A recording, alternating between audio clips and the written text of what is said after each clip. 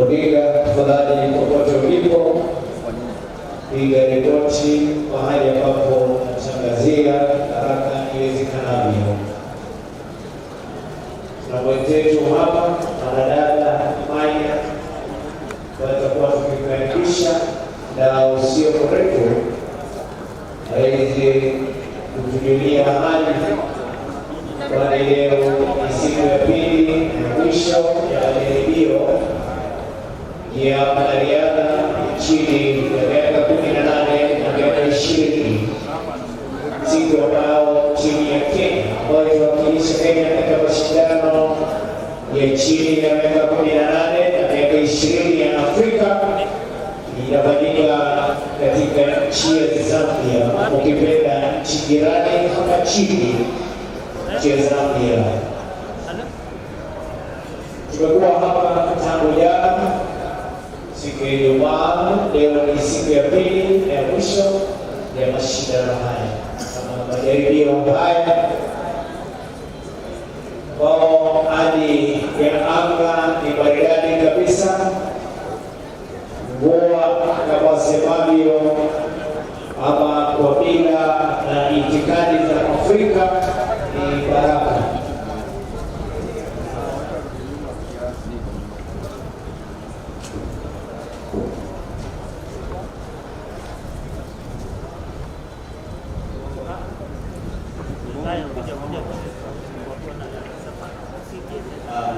Good morning. Take out the pictures underway now. We have 23 laps to go. Remember, this is under 20. There are about 20 Africans who are competing for the event. With many colleagues that they are keenly watching 10,000 meters. Remember, 10,000 meters has been a distance category, an affair between Kenya, Uganda, Ethiopia. Remember, the one that was done in Oregon for under 20 is the event when the current 10,000 meters record holder, world champion and Olympian champion, Joshua Kenyan, Uganda. If we go back to our memory line, that shows that Kenya will be doing better than any other country in the world since the event. For those of you who can recall, as I mentioned yesterday, the first edition of under the world under 20 that was done in 1986 in Athens. Kenya won a gold, blue none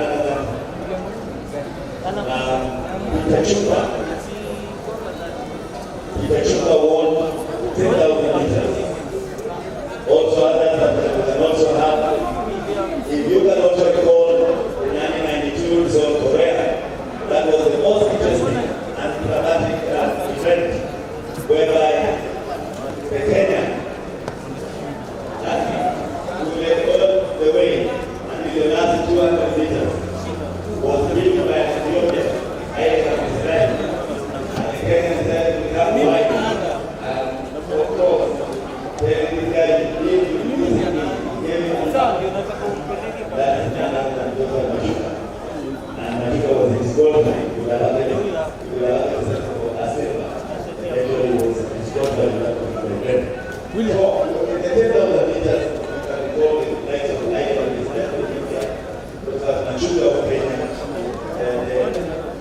Diego Coronia, Moses Mason, Elizondo Kichuba,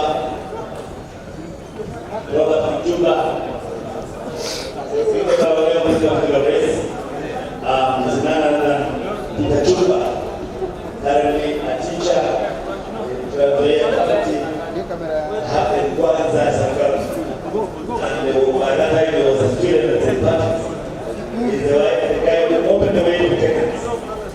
You can now see the 10,000 meters. Remember, 20 laps to go, 5 laps to go. share tens of kabisa hivyo tu. William Machete basi nzuri sana tuko naye Tigre ambaye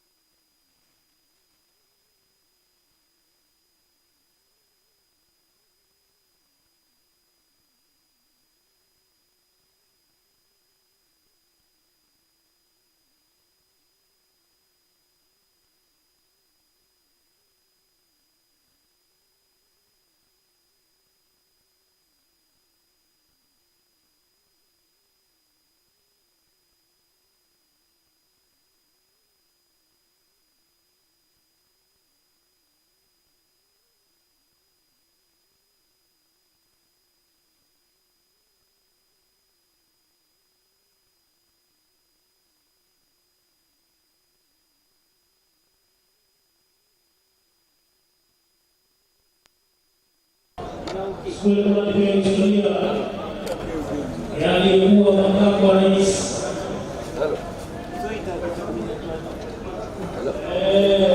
siku fulani nchi fulani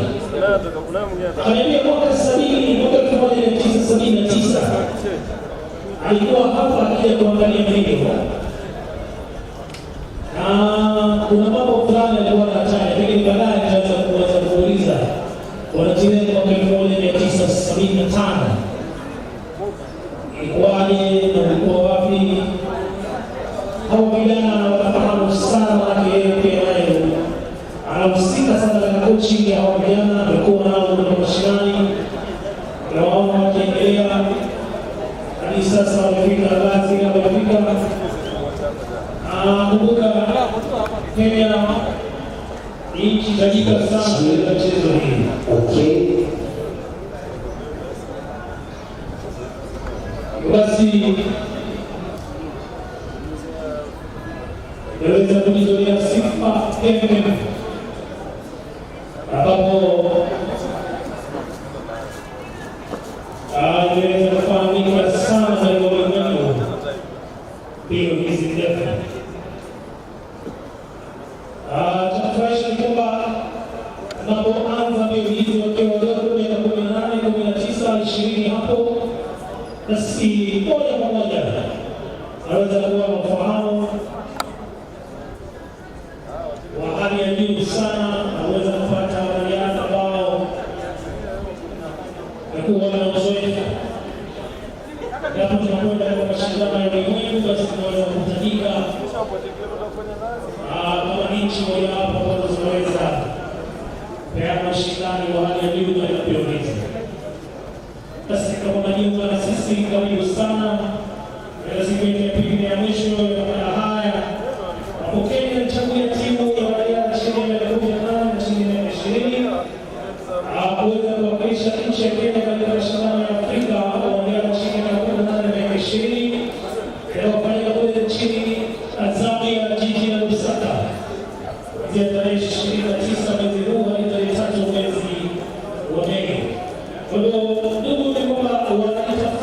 maandalizi kuweza kufuzu na kuwakilisha nchi ya Kenya katika mbio hizi. Basi kama wajinga na sisi karibu sana, zipo mbio ambazo tunatarajia zitakuja hapo baadaye. Punde tu baada ya mbio hizi, basi kwa mbio zingine ambazo zitakuwa tunaendelea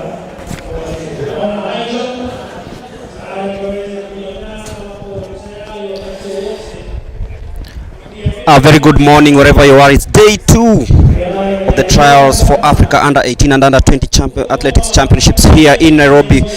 Quite chilly this morning, rainy in the capital, but then plenty of athletics action. Right now on your screens is the 10,000 meters finals for the Under 20 currently taking place here. And welcome aboard. My name is Greg Mulemi. We've been with you since Friday morning, and now we are headed into the last day, and this is the first race of the day, the 10,000 meters that is currently underway. Of course, we are yet to see many changes in the front pack. As you can see, these young men trying so hard to ensure that they earn that ticket to the Lusaka Games that begin on April 29th to May the 3rd. Wherever you are, welcome aboard. Plenty of action expected today, including the 100 meters for both sets. That's the Under 18 and the Under 20 that will come straight after this one. Just to take you through the lineups expected in the 100 meters girls final, we have Nyawanda Daina Onyango Karanja Natalia of Loreto Msongari, Ngetich Jerob of Sigoet, Nguyo Jacqueline Nguyo of Machako, Sefa Ajiambo of Kenya Sports Academy, there's Kayaga Sharon Mora of St. Peter's Keberesi, Ruto Daisy Chepngetich of South Rift, Musinai Tracy Namarom of Moi Girls Eldoret, and Mwiti Brandon Mawira of Daima Primary. Those are the girls that will be taking part in the 100 meters Under 18 girls final. Then we have the 100 meters Under 20 women final, where we'll have Wakesho Lisa of OIUPC, there's Diana Nafula of Western, and then Chebet Purity of Thika. Some of the athletes that will be, that's the lineup for the Under 20 women final in the 100 meters. For the boys Under 18 100 meters finals, we'll have Mwiti Kubai of Tanzania coming in as a guest athlete. Then we have Kamande Lewis Mwangi of Murera Secondary. We have Wasike Daniel Wekesa Fred of Friend School, and then we have Kipngetich Kipngeno of South Rift, Wekesa Dennis of Aiming High School, and then Kipsiele Duncan Kipngeno of Kericho, Ondimu Eliakim Mose of, and then there's Benjamin Muleli of Machakos. Those are the boys who will be racing in the 100 meters Under 18 final. Then we'll have the big one, that is the Under 18, where we have the likes of Omondi Tom of Nairobi, Wanjala Kenneth Munialo of Ngong, Lekonia Joseph of Makueni, Kando Isaac, and then there's Mundi Vincent of Machakos, Kiplimo Victor of Nandi, Twitek Richie of Nyanza, then Siyinga Wehanya of France Nzoia. Of course, other races lined up for today are the 3,000 meters Under 20 women final, then the 400 meters Under 18 girls, where we have 3 athletes competing in this one. There's Valentin Gesare of Keberesi, Helen Anjai of Nova Pioneer in Nairobi, and then Machoka Beatrice Nyanchoka of Keberesi. Those are the girls who will be taking part in the 400 meters Under 18 girls final. In the women Under 20 400 meters, we'll have Daisy Washira, Abubakar Sadiq of, and Caroline Wamoro, all of St. Tito in Kiambu. Then there's Damarin Duleve of Star Academy, then Faith Salom and Judy Kemunto. Those are just some of the names that we'll be looking forward to see them in action in the 400 meters. But right now we have the 10,000 meters that is halfway, and you can see the leading pack, not much separating these athletes on this chilly morning in Nairobi. Wherever you are, welcome aboard. This is the final day of the Junior Athletics Championship trials for the African Games that will take place in Lusaka, Zambia from the 29th of April to the 3rd of May this year. So sit down, enjoy and relax, and of course we'll be having a couple of interviews with the winners of these major events. Remember, these boys and girls, these young men and women are the future of tomorrow and are the future of athletics. You might find that some of them will also have qualifications times for the World Athletics Championship set for later this year in Budapest. Can see one athlete dropping out there. It means the pace is so high for some of these athletes, but then slowly the field has started to separate, and you can feel that these young men are already feeling the heat. This is the 10,000 meters finals, and we are live from the NYAYO National Stadium in Nairobi.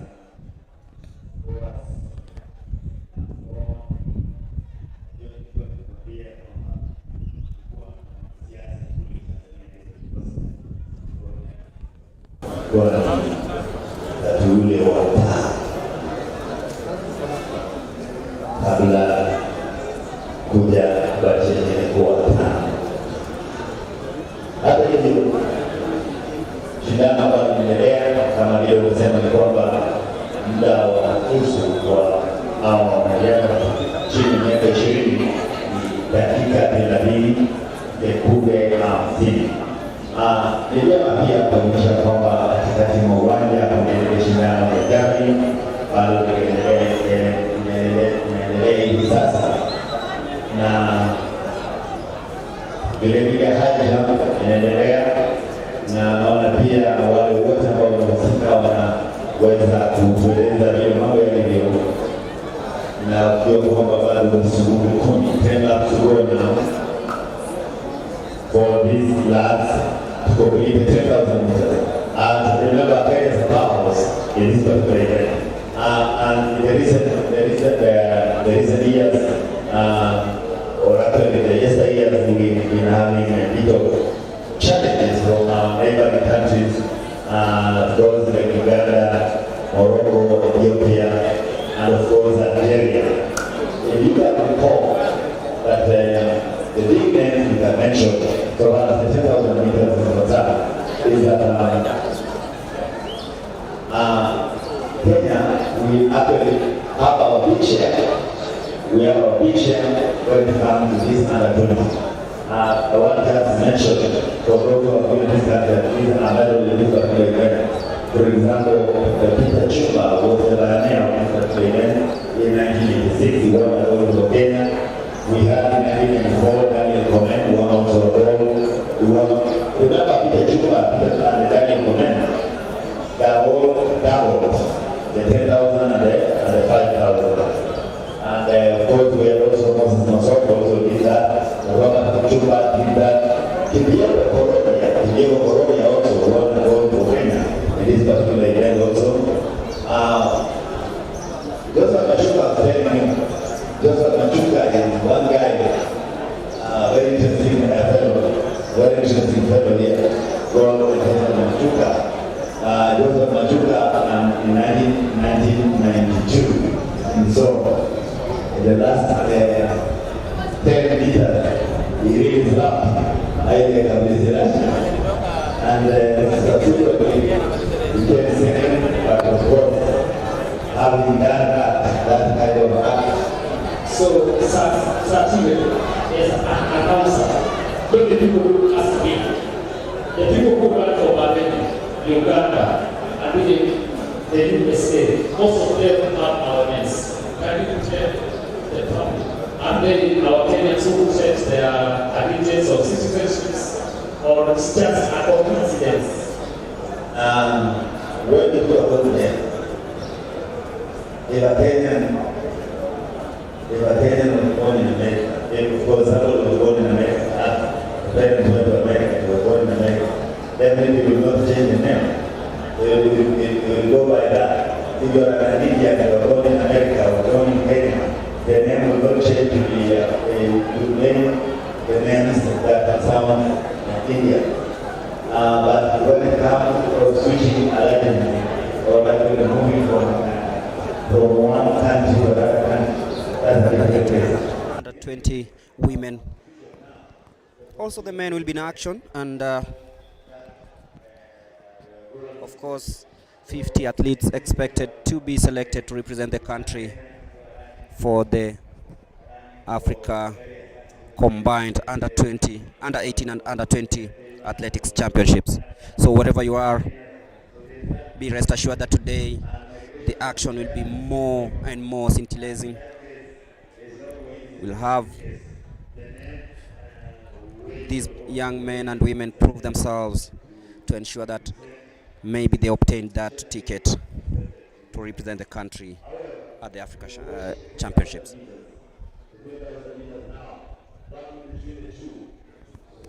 Some of the results we had yesterday in the 3,000 meters under 18 boys final. We had Andrew Kipto of Londiani winning that in a time of 8 minutes 0.007 seconds. Ngetich Clinton Kimutai of Keringet came in second.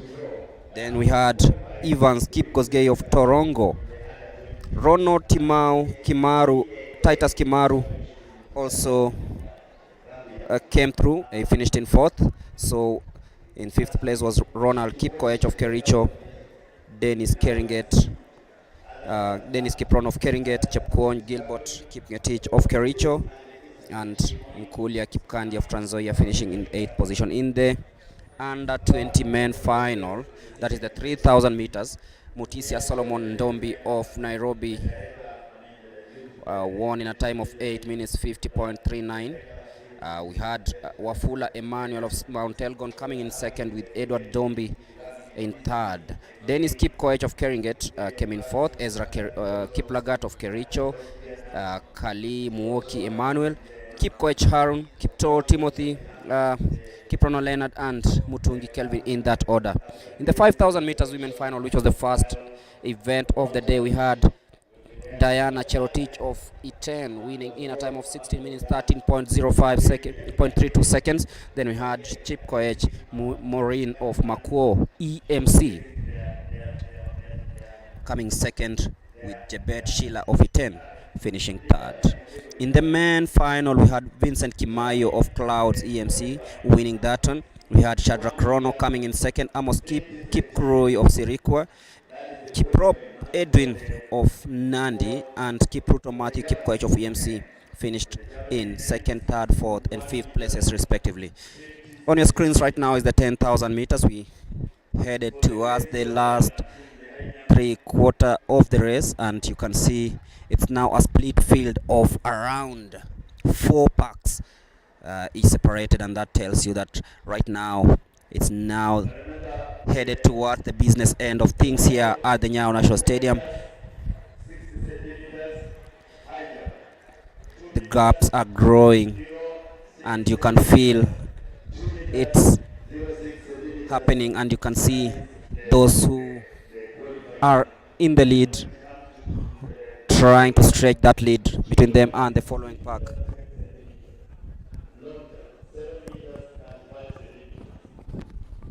And just a reminder, we also have field events taking place here, and we'll be giving you the results from the javelin, discus, shot put, and the hammer throw.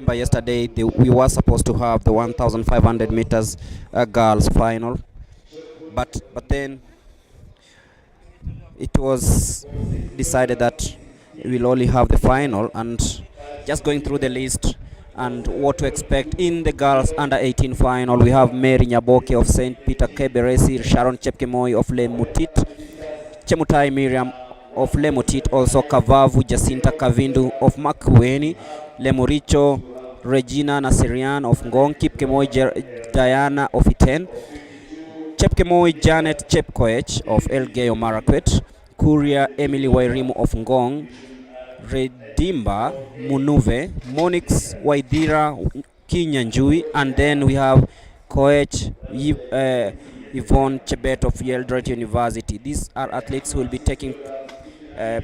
will be racing in the 1,500 meters girls final. In the under 20 women, Chemutai Deborah of Nandi, Chepkurui Masi of Nakuru, Chepkirui Sheila of Nakuru, Jebet Sheila of EMC, Regina Lucy of Nala in Nyahururu, and then we have Kivalo Namfa Kiteta of Machakos, Kipchumba Vaziti Jepchirchir of Iten, Kipchumba Sheila of EMC.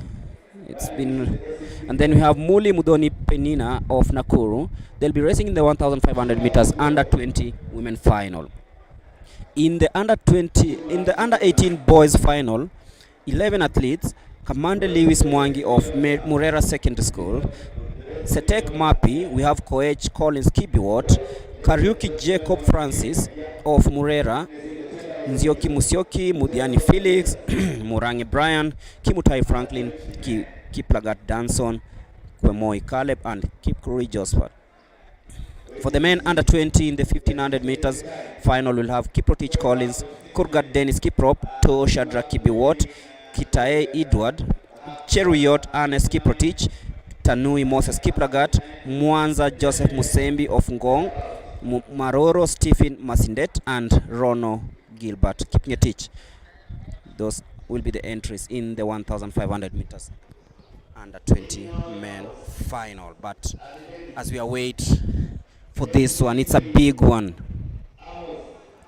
The 10,000 meters final, and that is the bell for the last lap. 27 minutes gone. Two athletes battling out for the top spot. Who will emerge winner? We'll be giving you that as they take that bend towards the last 350 meters. It's really been a trying race, this one, because you look at the conditions today. It's quite chilly in Nairobi today. It's raining in the morning.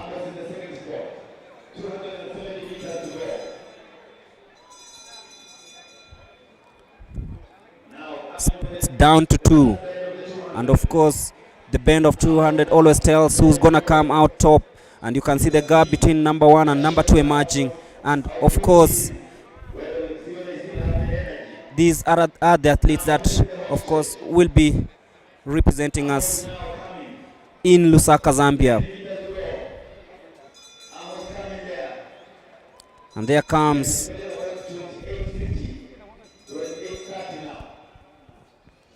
looking at the time, 28.33.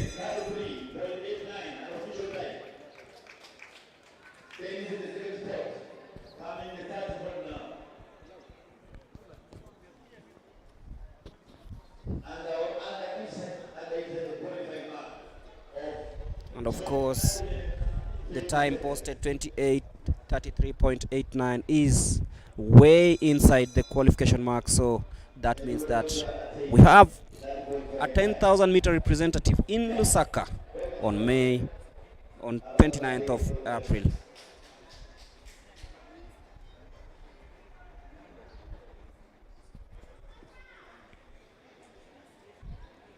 There we go. Also the javelin taking place in the field. Nice throw there, but still yet to attain the qualification mark.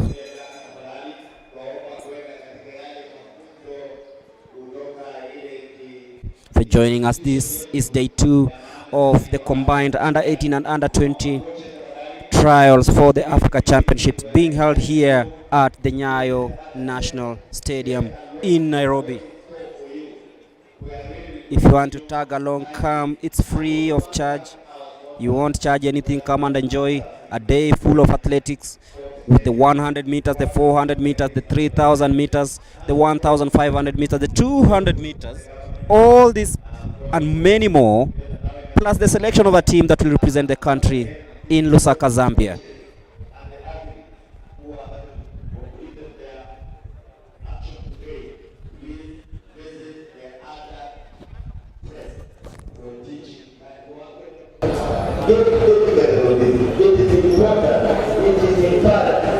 But we'll have the 100 meters finals for both the under 18 and under 20s. So keep it here as we head.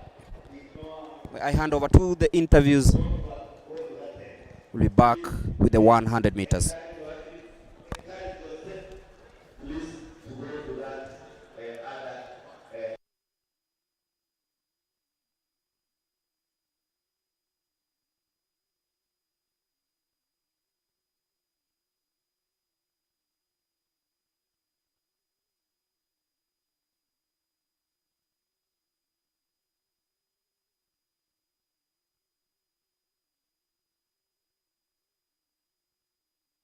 Ili basi washiriki tuelekee katika eneo la kuanzia kwa shindano lenyewe 100 meters final, ikiwa ni kitengo chetu duniani kwa umri usiozidi miaka 20 na umri wa chini ya miaka 18. Kwako tangazo za Boss.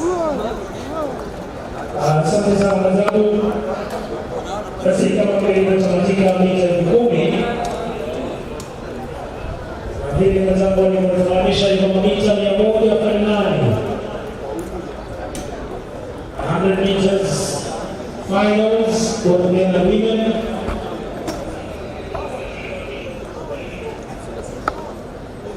Tayari na mabinti wanaingia pale, bila kusahau kazi nzuri ambayo anafanya Master Singing on Mobile 18 upi na tulia kuhakikisha kwamba mambo yanakuwa sawa. Kwa pale coach wanakiwa basi masharia naona windows inaangaliwa pale. Bwana Katam anasema hii vipi? Asante sana trafiki waliona pale wanatenda mambo ya shaka. Ataweza kuhakikisha kwamba mambo yanakuwa sawa kabisa. Bila shaka inashughulikiwa sasa hivi. Sababu nyingine ili tuweze kuelewa mambo mwadhiliwa. Rekodi inaweza kuvunjwa leo hapa.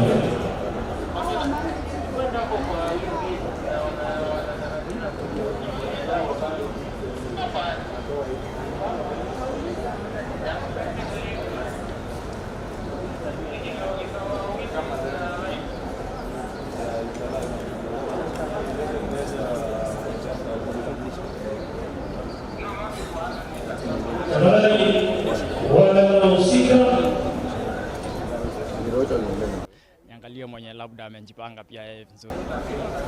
Bila shaka.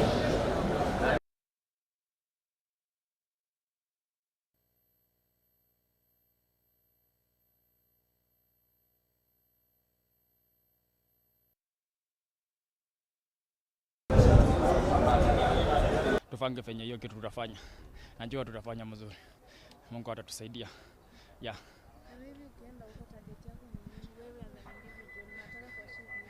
Sasa mimi nataka alikifika huko, naomba Mungu aniwezeshe niweze kuletea nchi ya Kenya yetu nini gold medalist.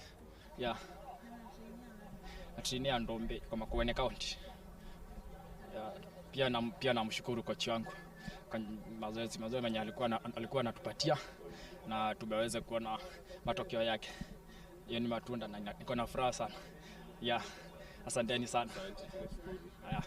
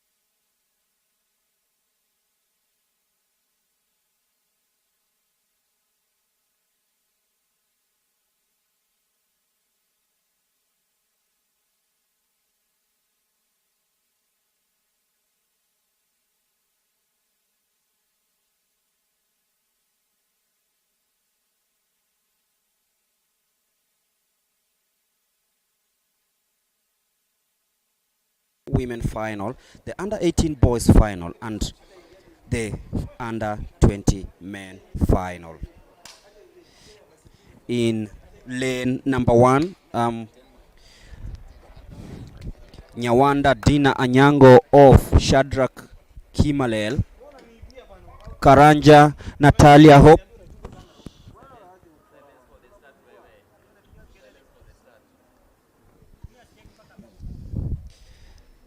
Dorcas Cherop of Sigoet. We have Jacqueline Guyo of Machakos in lane number 4, Sheila Selfa Ajiambo of Kenya Sports Academy in lane number 5. In lane number 6 we have Hayaga Sharon Mora, and there you go, the 100 meters women final. Watch out in lane number 4. This is going to be very interesting in lane number 6. There goes Hayaga Sharon Mora of Peters Keberesi, winning that one just ahead of Ajiambo Selfa and Jacqueline Nguyo.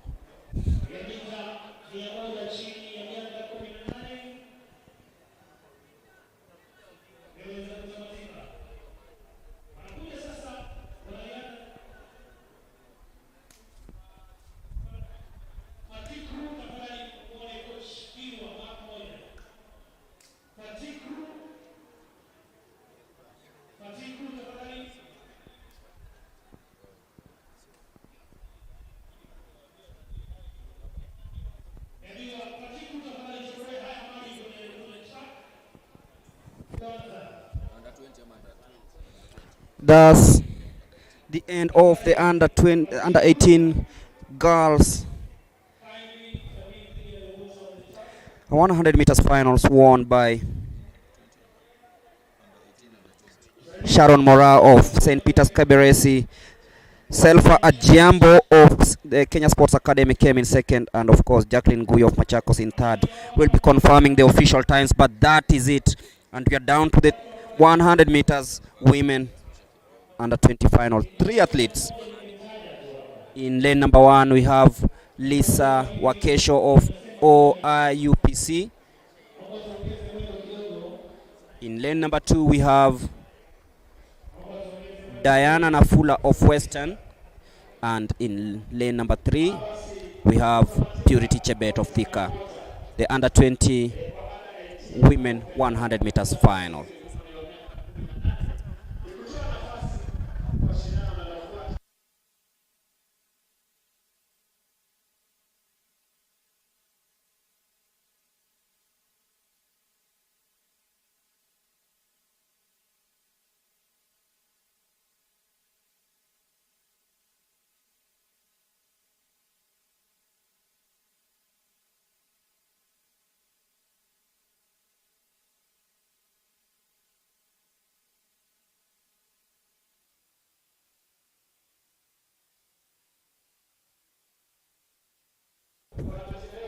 Three participants in this one, getting ready for the start of the 100 meters under 20 women final. But first of all, we have to clear the track. It's been drizzling in Nairobi, so expect plenty of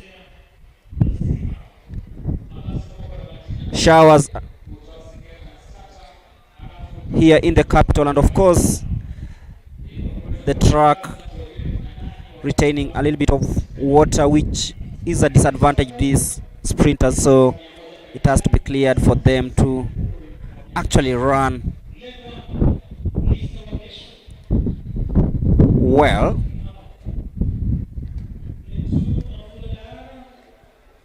Three more finals in the 100 meters, that is the under 20 women, the under 18 boys, and of course the under 20 men final. So as you await for the officials to clear the track, drain the water, we want to ensure that we have a perfect 100 meter final. Straight afterwards, of course, we'll have the 3,000 meters, we'll have the 400 meters for the under 18 girls, we'll have the 400 meters under 20 women, we'll have the 400 meters under 18 boys final, or we'll have 8 athletes. We'll also have the 400 meters men final under 20 and the javelin that is already ongoing in the stadium. But 3 under 20 girls, under 20 women, each wants a ticket to go to Lusaka, Zambia. So wherever you are, welcome aboard. This is day 2 of the combined under 18 and under 20 athletics trials for the Africa Championships here at the NYAYO National Stadium.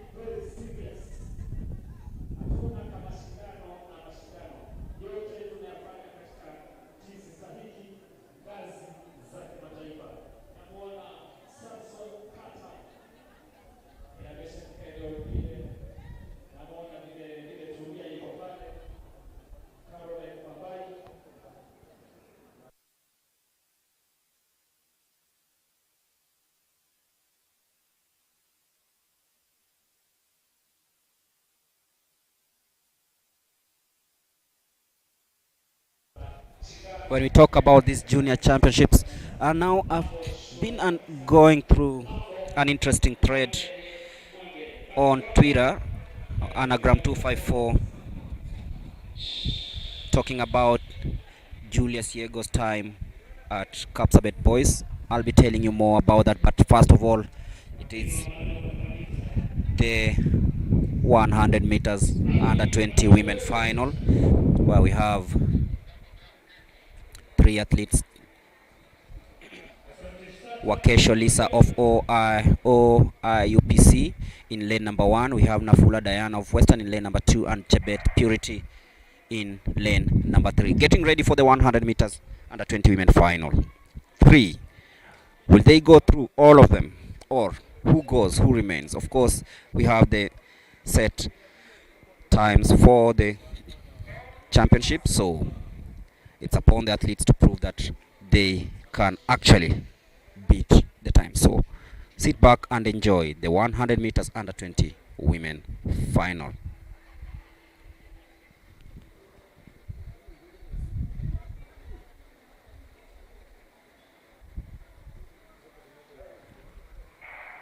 And there you go, very nice from Nafula Diana of Western taking lead, but then falling behind, and it's all about Lisa Wakesho. She'll take it home in 12.62, just ahead of Purity Chebet of Thika and Diana Nafula, who got off the blocks really well, couldn't maintain that good pace she started with, finishing in 3rd, but Lisa Wakesho winning that one. Remember, she's representing OIUPC, winning in a time of 11.72 seconds.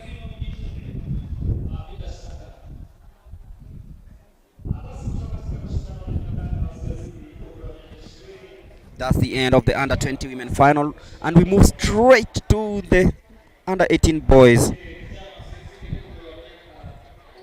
100 meters final.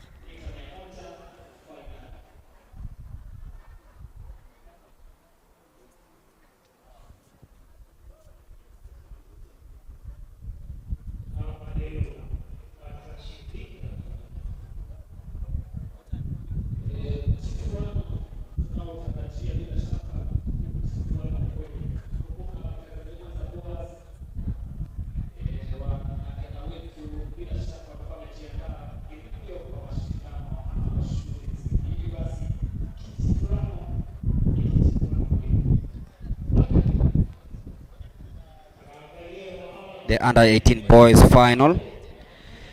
Mwiti Kubai of Tanzania in lane number 1, born on 16th of March 2006. There's Kamande Lewis Mwangi of Murera Secondary. Daniel Wekesa of Friends School, Kipngetich Jared Kipngeno in lane number 4. We have Wekesa Dennis. Watch out for this young man of Emining High in lane number 5. We have Kipsiele Duncan Kipngeno of Kericho in lane number 6. Ondimu Eliakim Mose. And then we have Ngundo Benjamin Muteti in lane number 8. That's the start list in the 100 meters boys final. Watch out. Wekesa in lane number 5. Watch out lane number 3 too. Very, very young and talented athletes. So, the under 18 boys 100 meters final. Sit back and enjoy.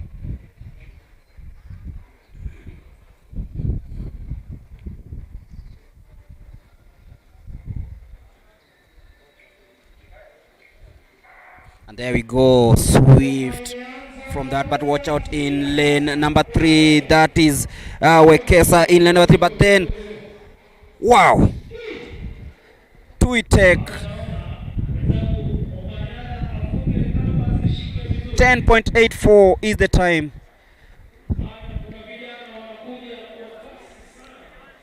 Posted by Kipsiele Kipngeno of Kericho to win the under 18 men's final, and of course 10.84 is very, very impressive.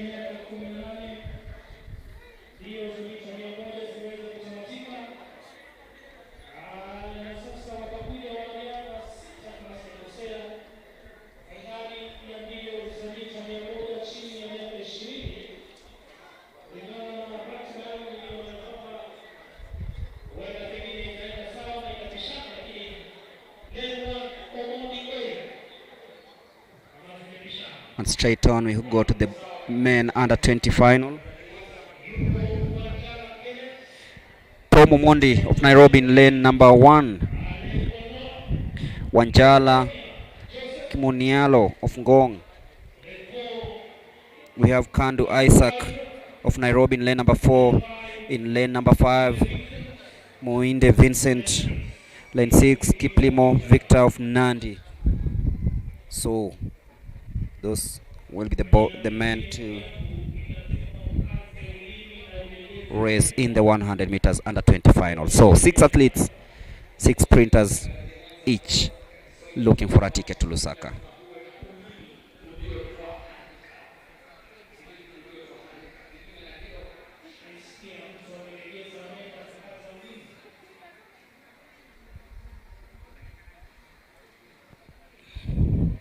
So it's the 100 meters under 20 final. Tom Omondi, Wanjala Kenneth, Lenoinka Joseph, Kandu Isaac, Mwinde Vincent, and Kiplimo Victor.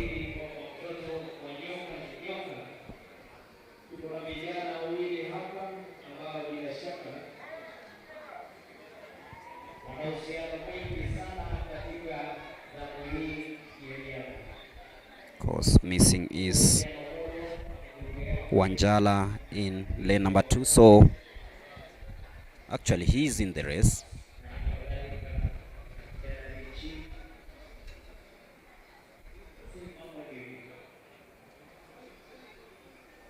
So missing is in lane number 3, that is Lenkra Joseph, and there we go smoothly. Watch out in lane number 5, that is Mundia Vincent, but then easily won there by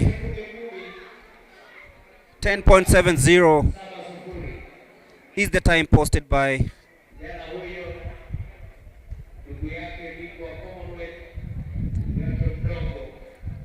Isaac Kandu Omurwa, the younger brother to Ferdinand Omanyala, winning that one 10.70, just confirming that it is running in the blood. Former rugby player, now a sprinter, just like his brother, the 100 meters African champion, the Commonwealth champion, the Africa record holder, Ferdinand Omanyala, but now his brother, Isaac Omurwa also showing that he's capable of doing this. Remember, he's representing Nairobi, winning the under 20 men race in a time of 10.070. Of course, this is unofficial, but then watch out for this young man. Watch out for this young man.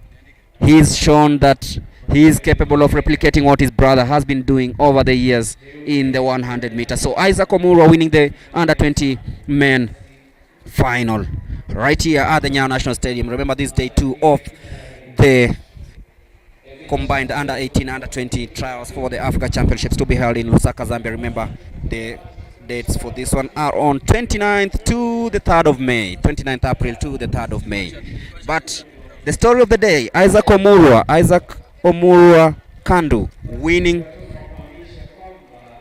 the 100 meters under 20 men title in a time of 10.70, replicating what his brother has been doing over the last few years. And now that means this family means business in the sprints.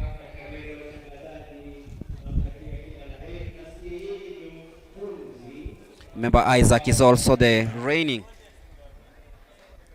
East Africa Junior champion over the distance.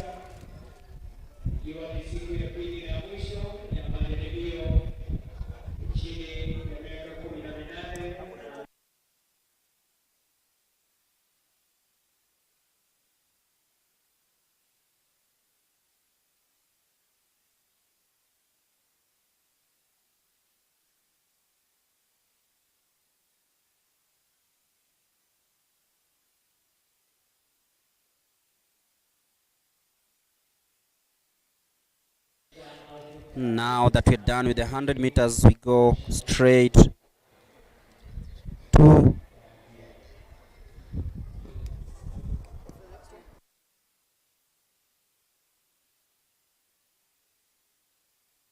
meters final for the under 20 women final in the 3000.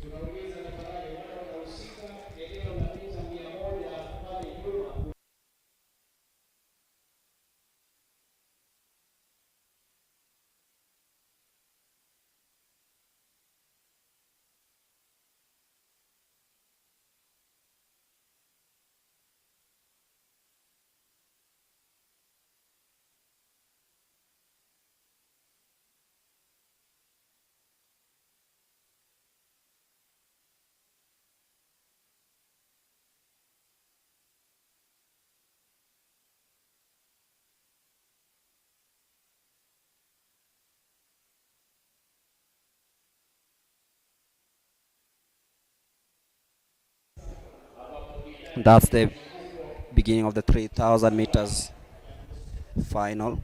7.5 laps of this one.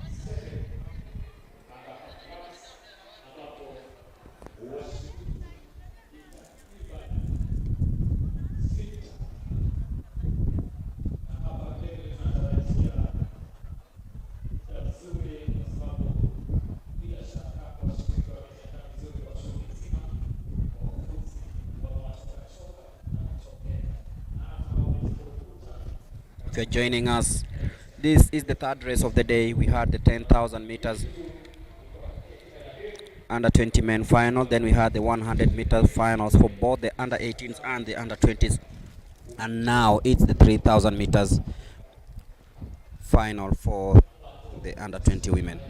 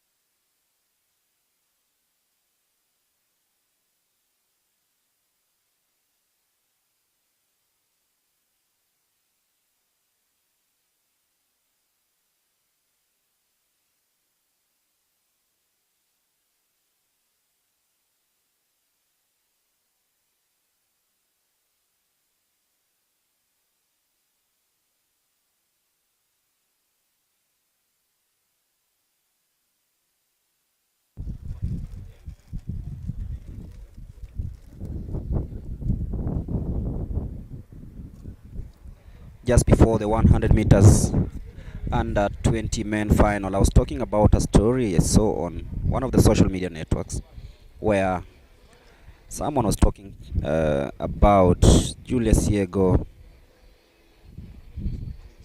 who apparently we know him for playing football, and not even playing football, his success in javelin, becoming a world champion, a Commonwealth champion, an Olympic medalist. That's what he excelled in. But of course, he was a football player and excelled in that, and he was a dynamite.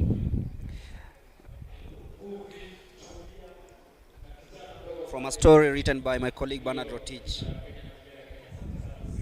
Yego has been one of the standout names in the field events, especially in the javelin. And according to the anagram 254, back in the day it was rare for Kapsabet High School to play in the regional and provincial finals of a sport. For 3 consecutive years, they only had one representative. That was the javelin thrower, Julius Yego. So, this young man represented his school for 3 consecutive years in one discipline. And of course, that discipline means that he excelled to the global ranks and, of course, became one of the best known javelin throwers in the world, breaking the world record, getting an Olympic medal, a Commonwealth, double Commonwealth champion, and of course, multiple African titles under his belt. The YouTube man, he had no one to show him the skills, but learned the skills through whatever he watched on YouTube just to compete at the Olympics.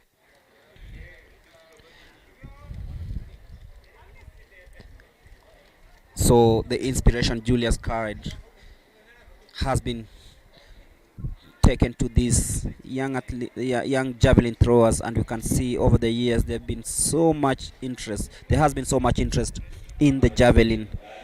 And of course, talking about javelin, we'll be giving results from the event that is already taking place right here at the NYAYO National Stadium. And some interesting facts: when he was in high school, tournament officials will tell him to take a walk and wait for the medal ceremony because a second throw would be unnecessary. He used to take a very huge throw, and of course the others could play catch up. That means that if you notice a talent, maybe try nurture it, and that's why we have the under 18s and under 20s competing here. These young boys and girls, these young men and women, of course, are the future stars. If you can see, Yego started this in high school all the way to the global ranks. Then anything is possible as we head into the latter stages of this 3,000 meters final for the under 20. Of course, you can see the top 3 positions already occupied. Not necessarily in that order will it end, but of course they've stamped authority and en route to qualifying for the Africa Youth Junior Athletic Championships to be held in Zambia. If you are joining us now, this is the 3,000 meters under 20 women final.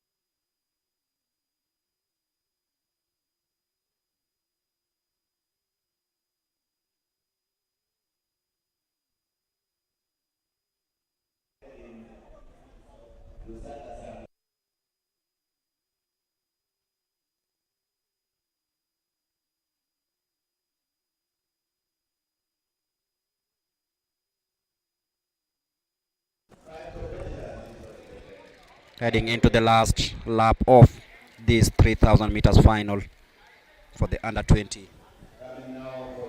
It's drizzling again here in Nairobi. So these athletes have to adapt to the conditions, of course. The ultimate prize being qualification for the Africa Junior Championships.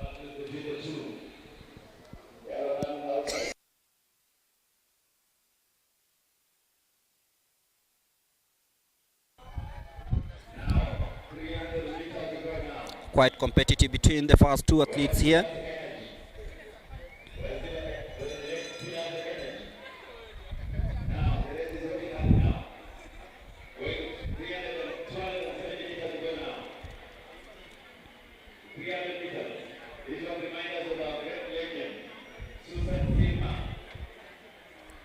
Susan Sirma in the lead.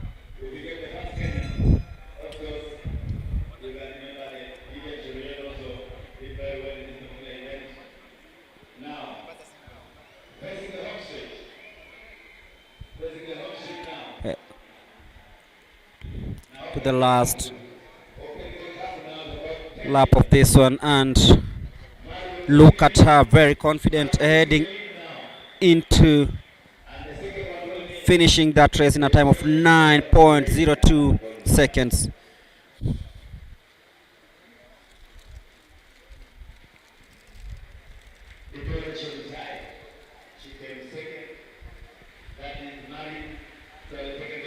Vivian Chemutai coming in second in that one.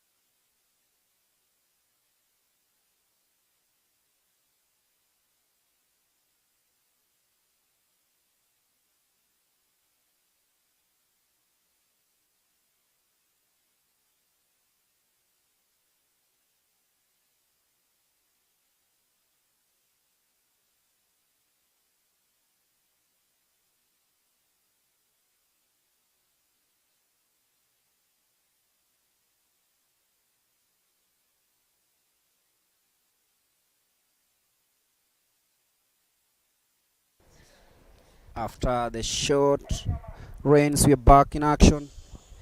It's the 400 meters. Under 18 girls.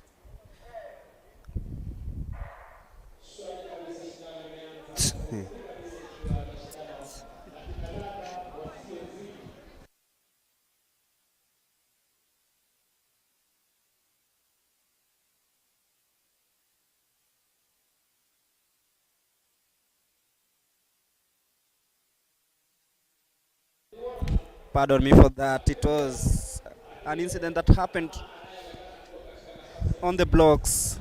One athlete failed to take off after the gun went, and it was kind of funny. But watch out in lane number 1. That is Valerie Gesare of Keberesi. But then look at Beatrice Nyanchoka also. These two teammates. She's coming in very, very strongly. She'll be winning this one in a time of 57.57 seconds. That's the winner of the under 18 girls 400 meters. Perhaps the chilly weather condition making it very difficult for some of these athletes. And we'll be moving on to the under 20 women, where we have Daisy Washira of 3 athletes from St. Tito in Kiambu. Then Daisy Washira in lane number 1, Abubakar Sadiq in lane number 2, Caroline Wamara in lane number 3. Then we have Damaris Nduleve of Star, and then Faith Salame in lane number 5 of Ndumbe, and Judy Kemunto.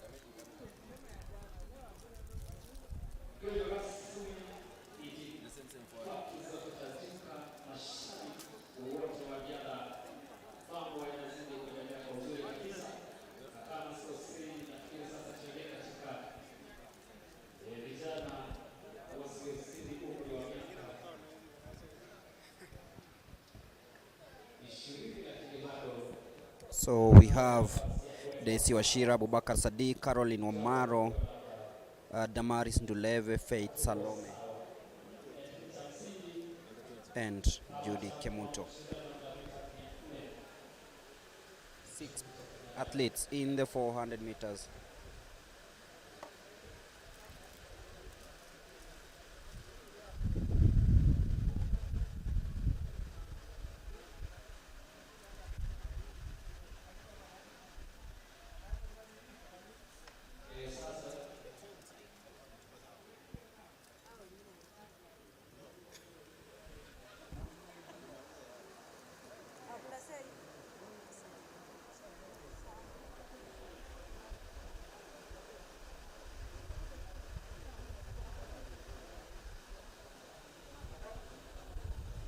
So we're getting ready for the 400 meters under 20 women final. 6 athletes, of course, in this one.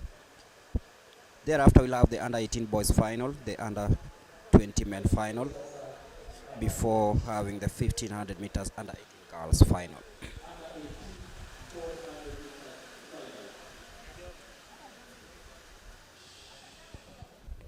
Three athletes from St. Tito Academy in lane number 1, 2, and 3.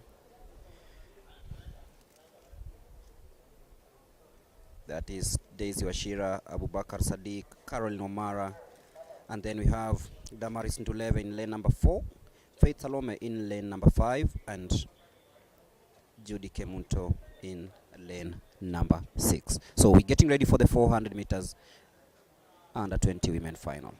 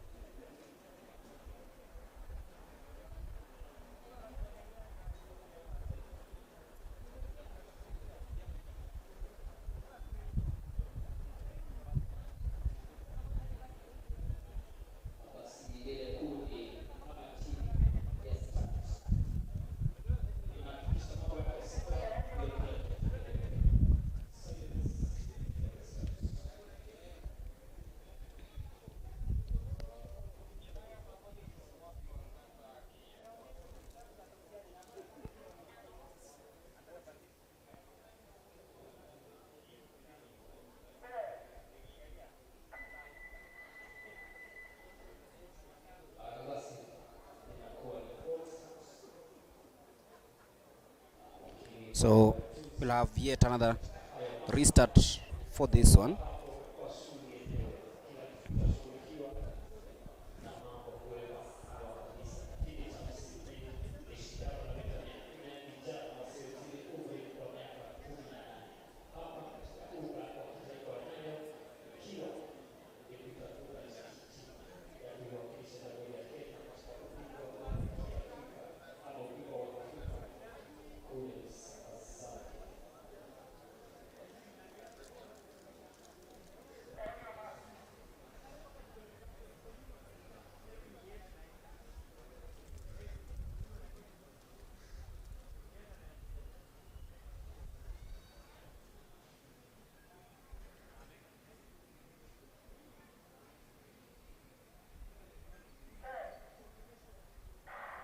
There you go, the 400 meters under 20 final. Watch out in lane number 4.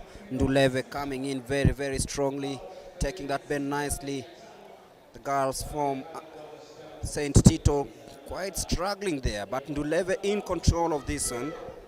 She is from Star Academy, seasonal athlete, of course, the most experienced in this field, and she's taking that 200-meter bend very nicely. Of course, you can look at her body posture.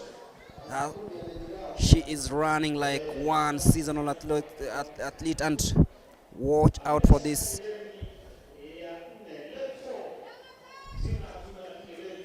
She's way, way ahead of the rest, and you can clearly see why she's started to be one of the best, one for the future, and she'll cross the finishing line in a time of 54.40 seconds.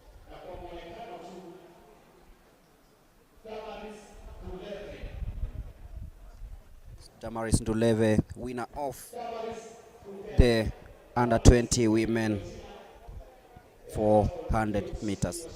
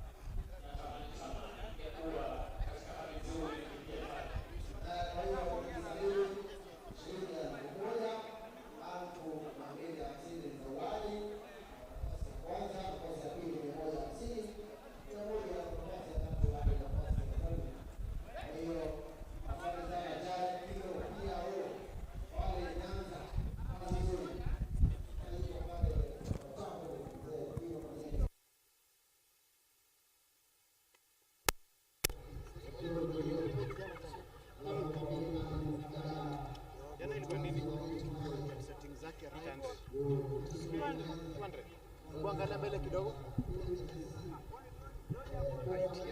Elkana. Kwenda mbaya. Kwenda mbaya. Kwa uchunge. Sawa. Kwa fine. Ndio ifanye.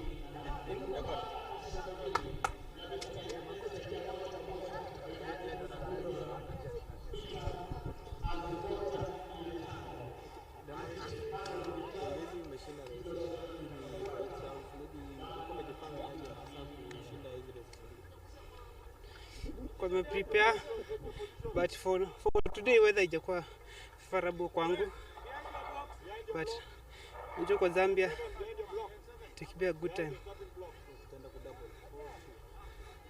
Ta focus na 400 peke yake huko Zambia.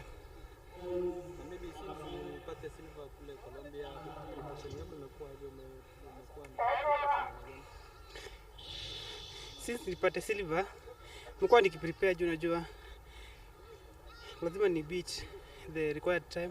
Nilikuwa nimeka 55.7 of which ni my beat. Lakini najua nitakimbia Zambia time nzuri.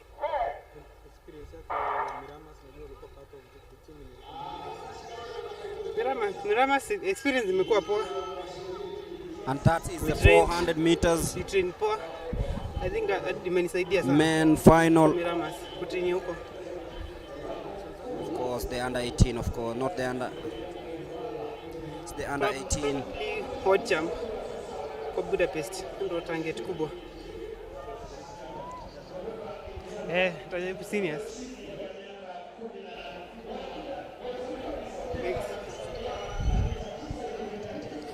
In lane number 4, that is Tyler Samuel of Trans Nzoia, breezing through the showers, and he'll be taking this home in a time of 47.86.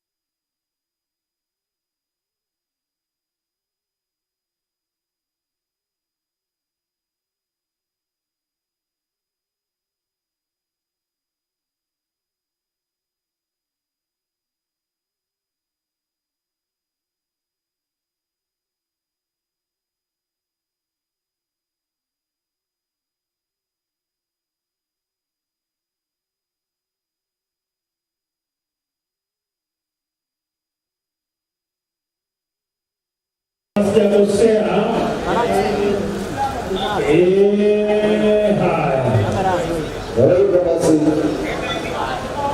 rafiki yangu Rich kutoka pale Kisi anasema tarehe 14-15 basi watu wajitokeze.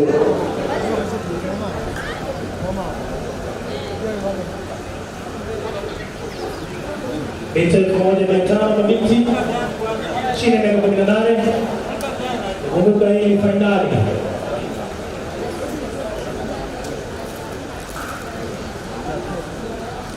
Yupo mbele ya Doke, Sharon, na wengine wengi, Jacinta, Ganajo, Jito.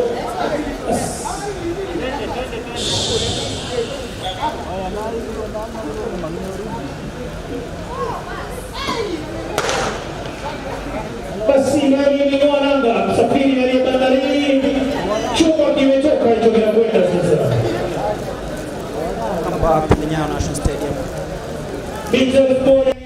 That's the 1,500 meters under 18 final underway. Be giving you the start list in a bit. The race is halted a little bit because of the rains, but we're back in action, ready to give you everything that is happening here at NYAYO National Stadium. It's quite chilly this morning, and we expect this kind of weather to continue for the better part of the day, but that won't stop action from going on.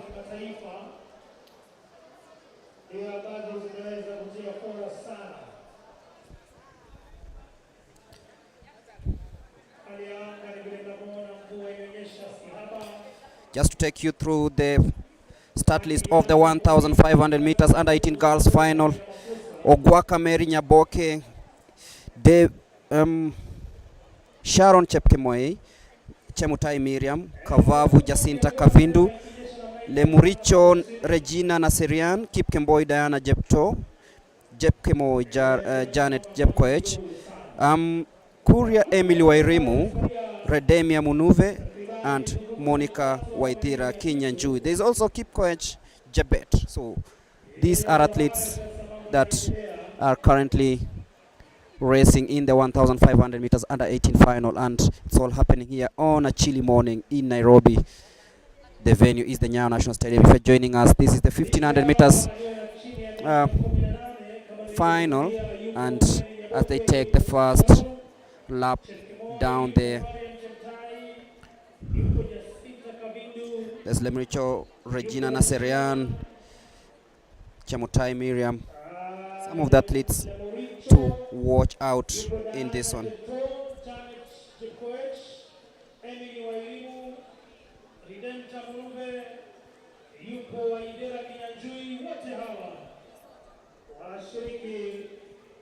Remember, afterwards we'll have the under 20 women in the same discipline, that is the 1,500 meters, but right now it's the under 18 1,500 meters final.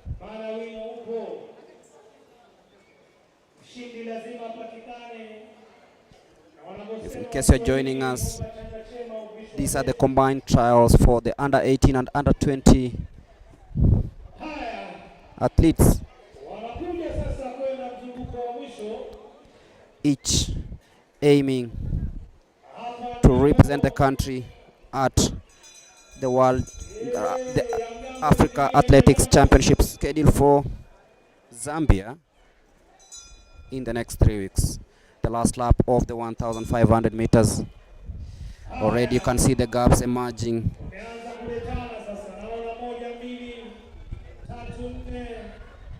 And look at the pace by these athletes heading into the last bend.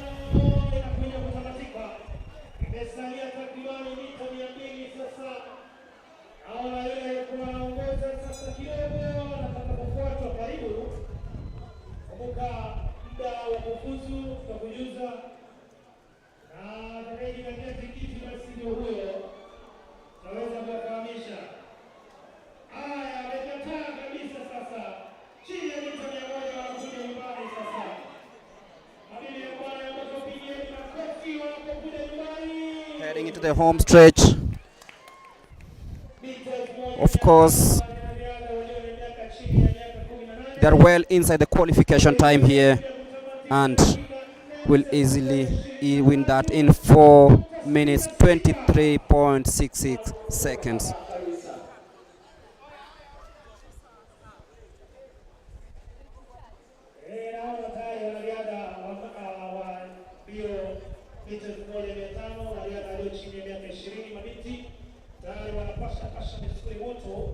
Afterwards, we'll have the under 20 women, where we have Deborah Chemutai, we have Masi Chepkirui, Sheila Chepkirui, Jebet Sheila, Regina Lucy Kivalo, Kiteta, Kipchumba Varsity Jepchirchir, Kipchumba Sheila, and Muli Penina Mudhoni.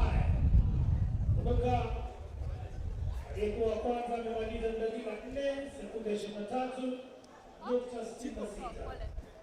Ukipenda kwa lugha ya Mayai 4 minutes 23 seconds and 66 microseconds.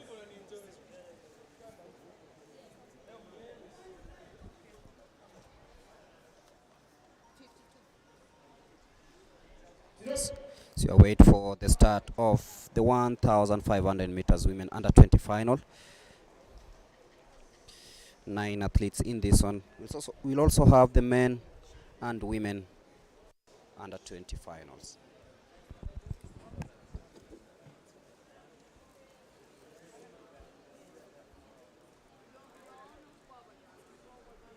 Kumbuka muda wa kufuzu kwa mita 1500 mabinti ni dakika 4 sekunde 29.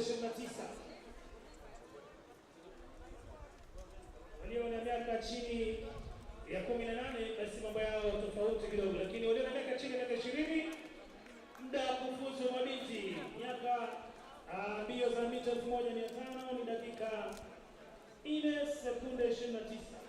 Wavulana walio na miaka chini ya miaka 20 ni kwamba muda wa kufuzu ni dakika 3 sekunde 49.0. Basi mabibi na mabwana wanaokuja sasa wanariadha wa mita 1500 chini ya miaka 20. Kumbuka hii ni fainali. Kwako starta burudani kwetu.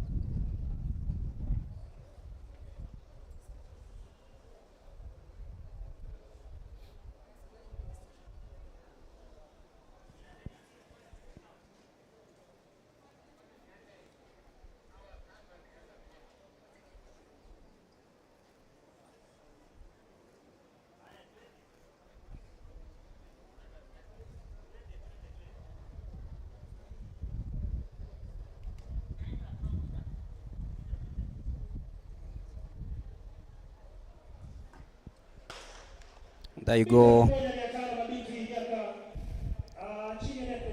The under 20 women final is underway.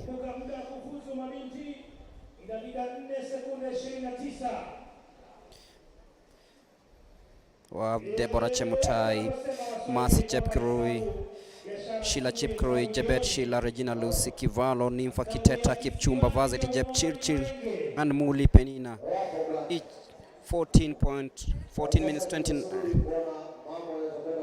minutes 29 seconds is the time they need to beat in order to attain qualification time. So they have to make sure that they are well within that time, the stipulated time, to qualify for the Africa Junior Athletics Championships, as they head to complete the first round in this one. The 1,500 meters. Remember, after that we'll have the 1,500 under 18 boys final and also the 1,500 under 20 men final. So 2 more 1,500 meters finals to go, and this is exactly what to expect on this day. It's day 2 of these championships. Remember, we started yesterday here at the NYAYO National Stadium. Today, a few hiccups, but we are well within schedule. After the 1,500 meters, we'll have the 200 meters girls final and the men final. We'll also have the 800 meters.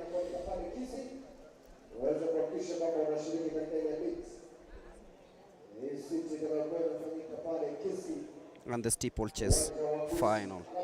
So, right underway, completing the first 2 laps of the 1,500 meters under 20 women final.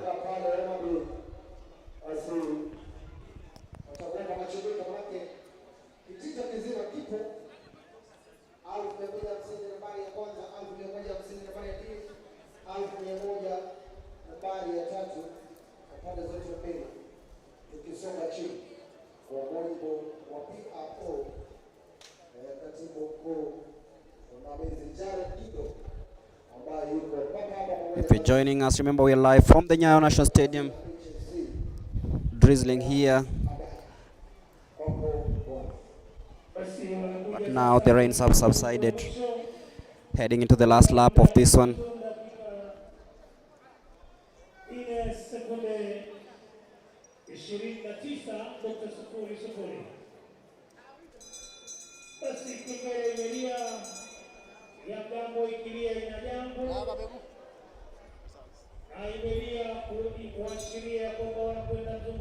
Watch out for Sheila Chepkirui, Mercy Chepkirui, and Deborah Chemutai in that leading pack. There's also Varsity Jepchirchir.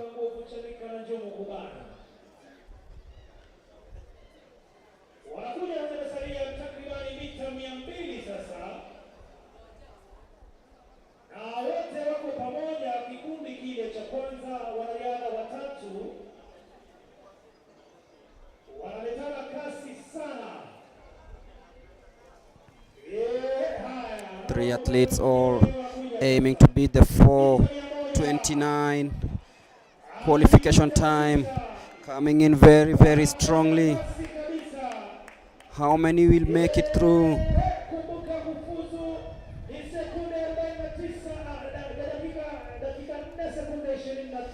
And she crosses that in 4 minutes 21.06 unofficial times, and of course this is well within qualification time for the championship.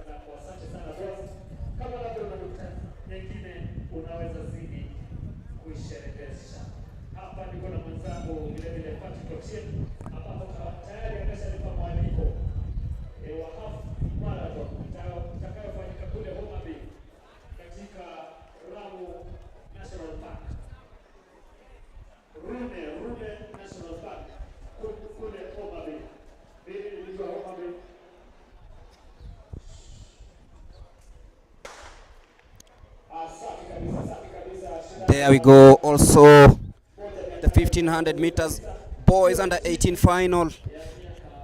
Lewis Kamande, Setek Matmapi Collins Kibiwot, Kariuki Jacob Francis, Nzioki Musyoki, Mutiani Felix, Mwange Brian, Kimutai Franklin, Kipragat Danson, Kimukwe Caleb, and Kipkurui Josephat. You can see this is a quicker pace, faster race, and of course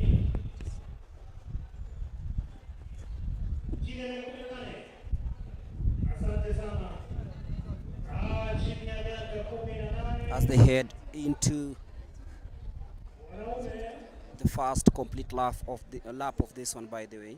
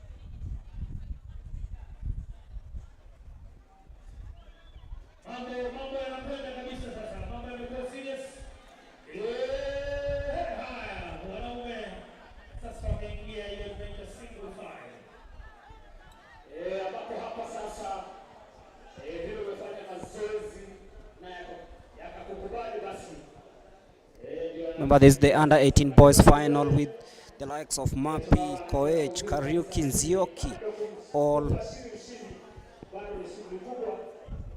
aiming to qualify for the African Showpiece to be held in Lusaka, Zambia. If you're joining us, by the way, we are at the NYAYO National Stadium for the second day of the national under-18, under-20 trials. And of course, this is the last lap of the 1,500 meters. And you can see these boys trying really hard to ensure that they book that ticket to Lusaka, Zambia. Remember, the games begin on 29th of April all the way to the 3rd of May.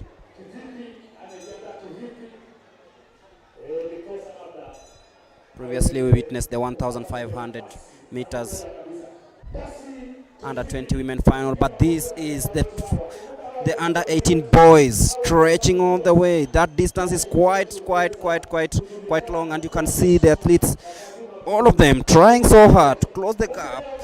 Who will make it to Lusaka, Zambia? Of course, we have the leader taking like 10 meters ahead of the rest of the pack. Too close between the second and the third, and of course the fourth one falling a bit way back. But then this will be an easy one for the winner, who will take it in a time of 3 minutes 42.73 seconds, just 15 microseconds ahead of the second placed athlete. This has been quite a fast race. I believe we have like 4 already qualified for this one, having beaten the qualification time.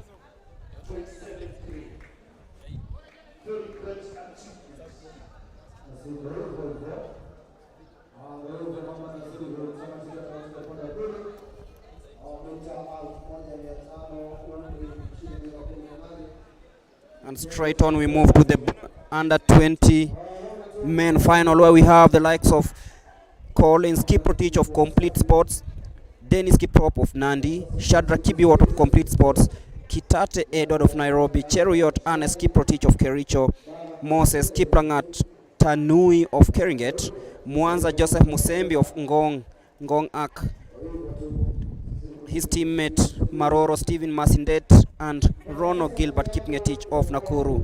Those will be competing in the 1,500 men final. Starting in a bit here at the NYAYO National Stadium.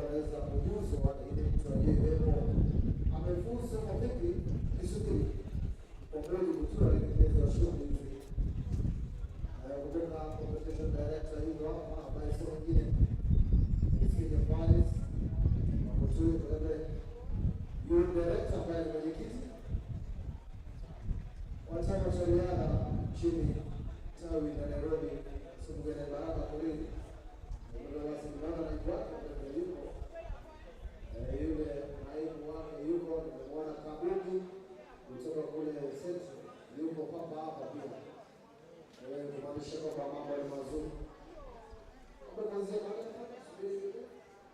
Sasa tunasubiri shindano la mita 5,000 vijana wasiozidi umri wa miaka 20 kuanza wakati wote kutoka sasa.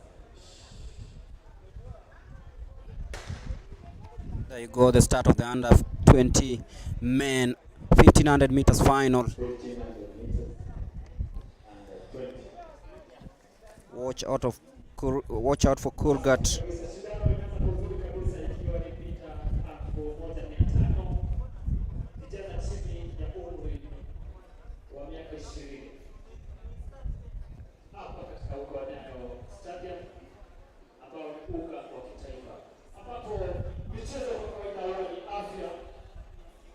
Ajira na biashara. Mwanzangu katika chini, hakuna biashara inayofanyika vizuri pasi na kuhusisha michezo. Hivyo basi michezo ni furaha, ni afya, ajira na vile vile biashara. Kweli wewe kama mmoja ukiangalia utaona wale wachuuzi wanajaza uwanja maeneo tofauti, na wewe tunazidi kutangamana na kumbuka wewe uwanjani, hakisha basi unatangamana na mtu mmoja mwingine, ndio mambo yaweze kuwa sawa. Ogechi unanipata? Rafiki yangu Ogechi kutoka maeneo ya Kisi. Basi This is quite fast, and you can see there'll be some headache of who will be chosen. Of course, the first two will have it their way.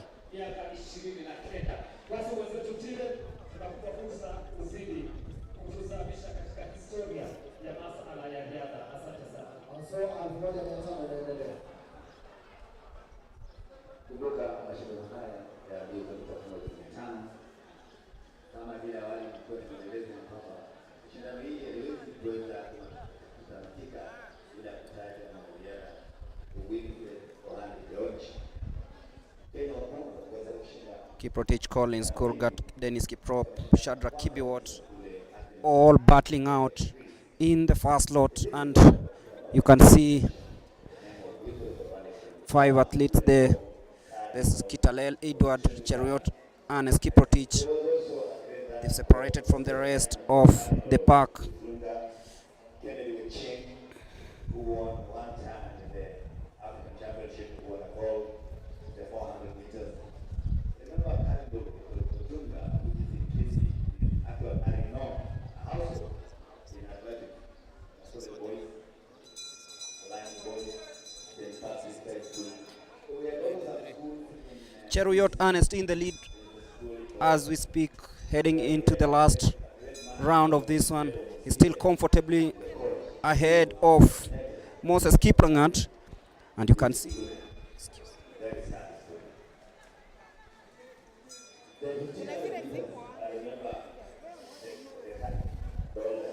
Cheruiyot Ernest of Kericho still in the lead, very comfortable heading into the bend. 150 to go, striding very, very fast. Look at him, Ernest Kiprotich of Kericho.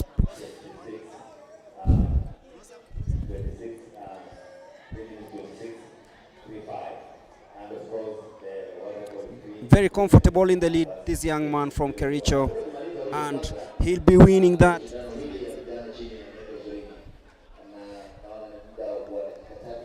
In a time of 3 minutes 43.56.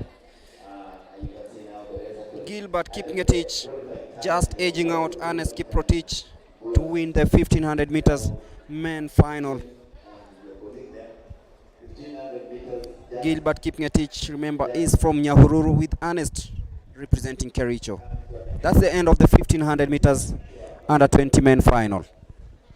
We await for the start of the 2,000 meter steeplechase. Of course, I'm being told it's the 200 meters final that will be taking place in a bit, but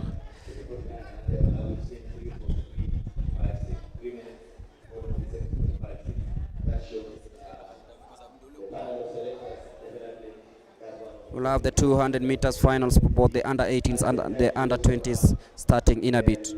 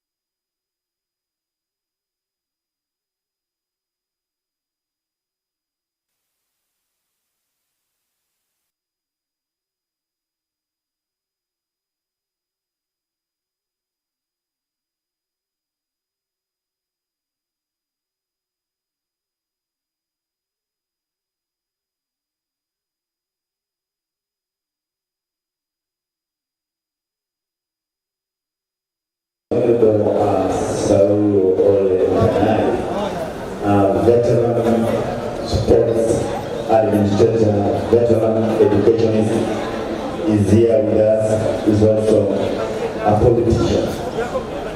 Remember, is a teacher by profession, a sports administrator, and of course a politician.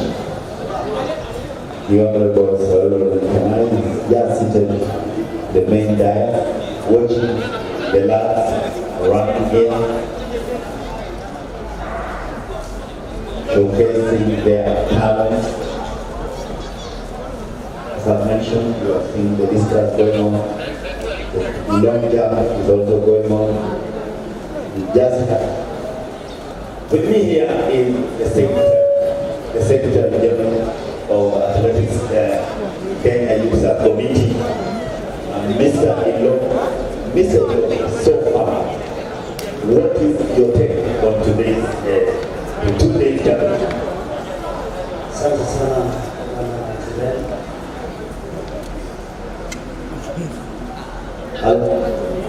nataka kwanza nianze kwa kushukuru Mungu kwa sababu ametuwezesha mpaka hapo, na kuanzia jana na leo pia tunaona kwamba wanariadha wetu wanafanya vizuri. Tutakuwa na kitu kizuri ambayo itaenda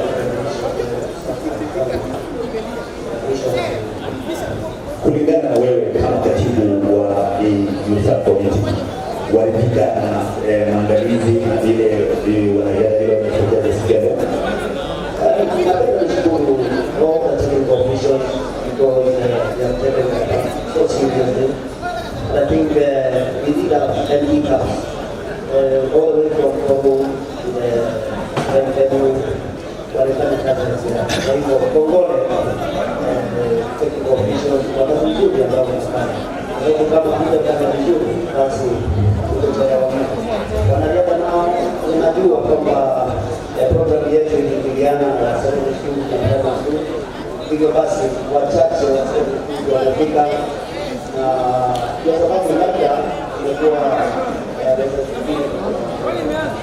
lakini ninaamini kwamba mwaka ujao tutaweza kujumuisha kalenda yetu ya school na private school na tuende katika ministry ili kuwe na na kukosa tuwe na races kama vile ambavyo tulikuwa leo. Asante sana. Basi huyo atakuwa ni katibu wa Youth Committee Joseph.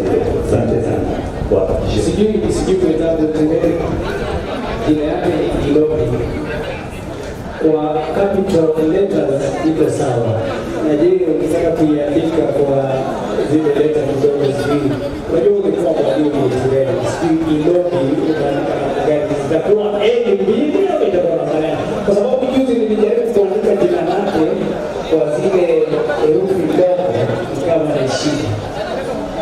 Jua kuna kitu kwa walimu wa mtaa. Kitu ya kwanza, my friend, neno EWD katika ile sina.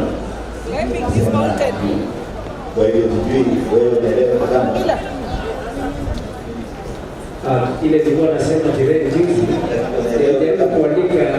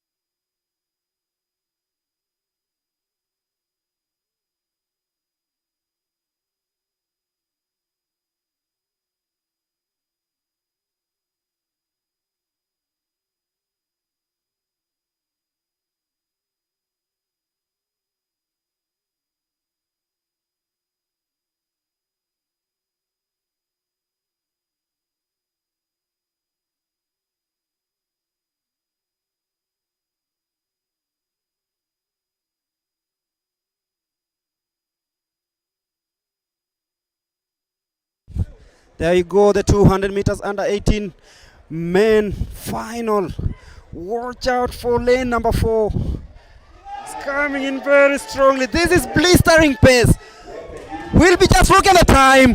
21.45. Qualified standard set, and of course he's just shown us that he is very, very capable of even slowing the times he set in the past. 21.45 under these conditions is very, very, very impressive.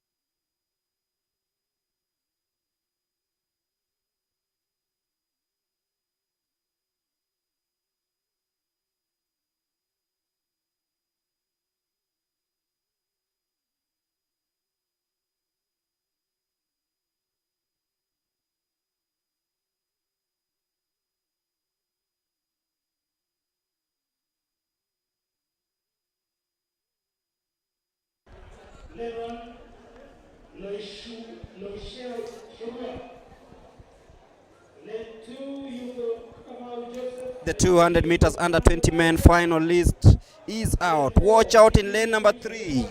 Ferdinand Omanyala's brother Isaac Kandu Omurwa. In lane number 3 we have Muinde Vincent of Machakos, also another one to watch out to in lane number 5. And then we have Kiplimo Victor in lane number 4. Lenkoina Joseph of Makueni in lane number 6. Wanjala Munialo in lane number 7. And Twito Krichi in lane number 8. This promises fireworks. The 200 meters under 20 men final.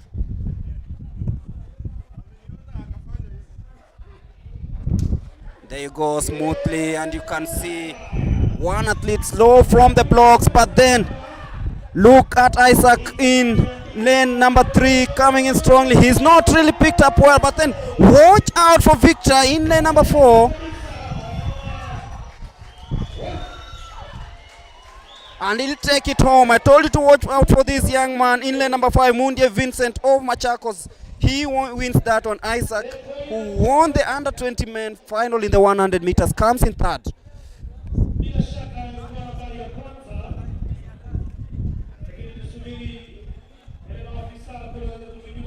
Vincent of Machakos, of course, reigning supreme in that one, finishing first in the 200 meters men final.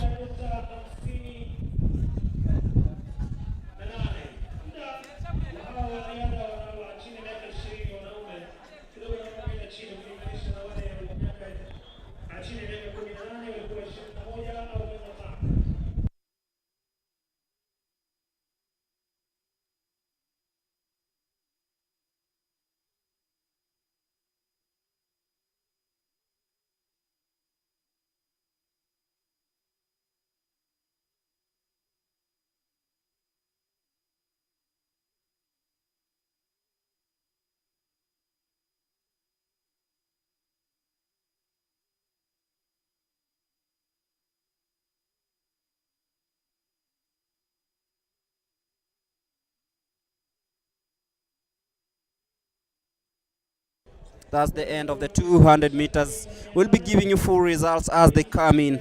But for now, we have athletes coming in for the next event, which I believe is the 800 meters finals for the under 18s, the under 20s. So we'll start with the women under 18, and I give you the lineup straight away. We have Dorcas Iso. We have Dorcas Chepkemoi, we have Masi Cherono, Diana Jepto Chumba, Caroline Nduku, Sharon Ndanu, Daisy Chepngetich, and Florence Chepkoech. The final of the under 18 800 meters, and this is the start list. Dorcas Iso, Dorcas Chepkemoi, Masi Cherono, Diana Chumba, Caroline Nduku, Sharon Nduku,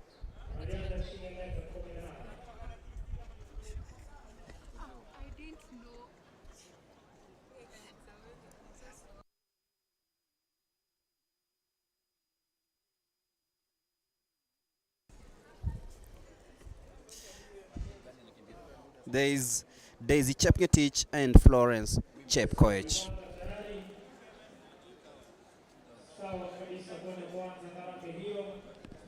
The 800 meters under 18 women final. Of course, afterwards we'll have the men. But first of all, this is the under 18 girls final.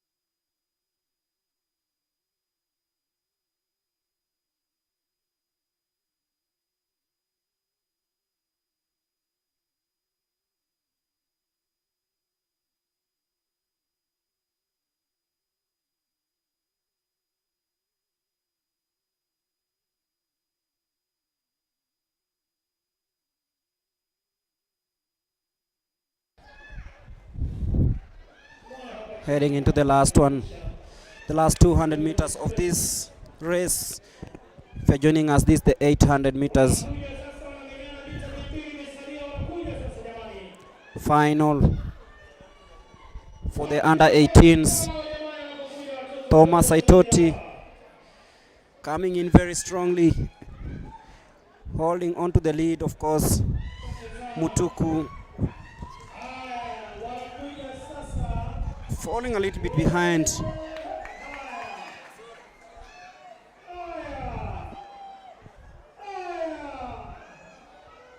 Taking it home is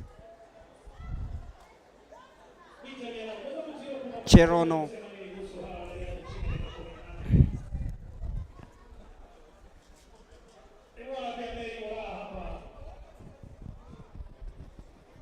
As we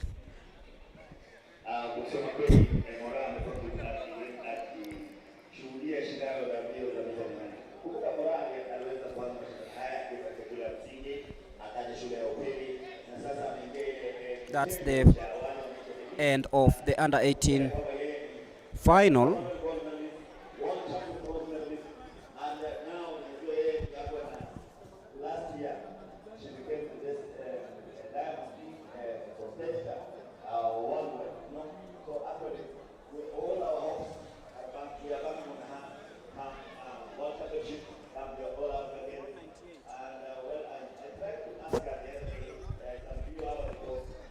Diana Jepto Chumba winning that one, and now we'll go straight to the under 20 women final in the 800 meters.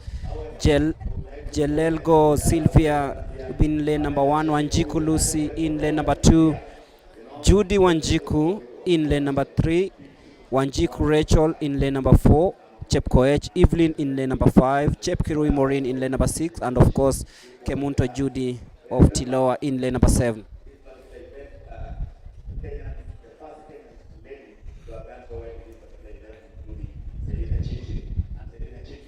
The first editions of the Africa Junior Athletics Championships took place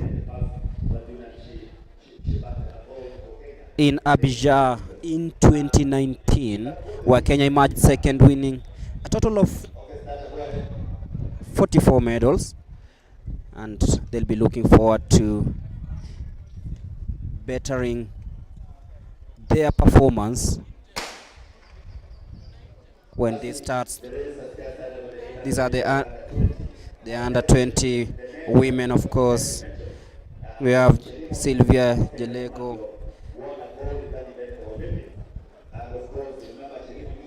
Rachel Wanjiku of Central taking an early lead there as they take the first bend. Lucy Wanjiku of Nakuru is also in the mix. Nothing much separating these athletes, but as they take that one, in the lead is Judy Wanjiku.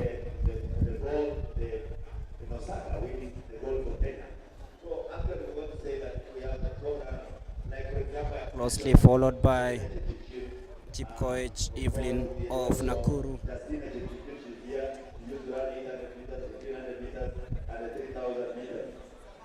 Also, we have the former African record holder, Chepkirui, also he used to run this particular event. And remember the first Kenyan. Evelyn Chepkoech strongly in the lead. Last lap for the 800 meters for women. And now they are very happy there. Well, almost about a bit of humble in that race there. Now 300 meters to go. Still leading the way is Evelyn Chepkoech, very, very tight indeed. Running down, heading towards the home stretch. On the 200 is Evelyn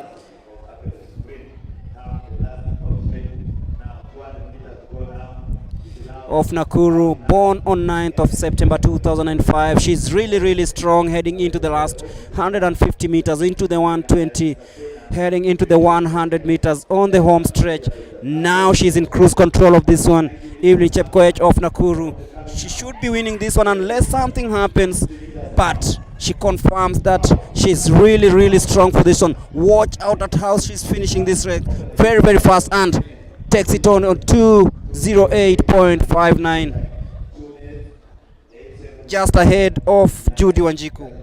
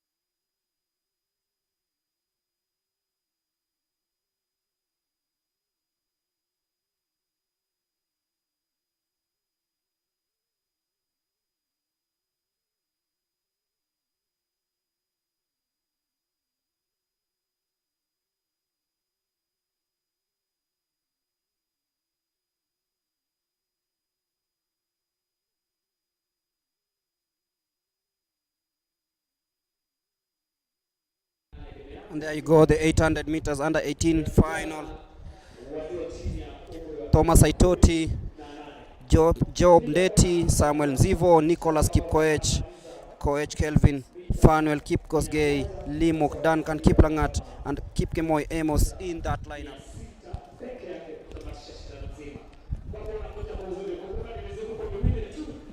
2 laps of the 800 meters. Thomas Aitoti, Job Ndeti, Samuel Nziva, Nicholas Kipkoech, Kelvin Koech, Fanuel Kipkosgei, Duncan Kiplangat, and Amos Kipkemoy.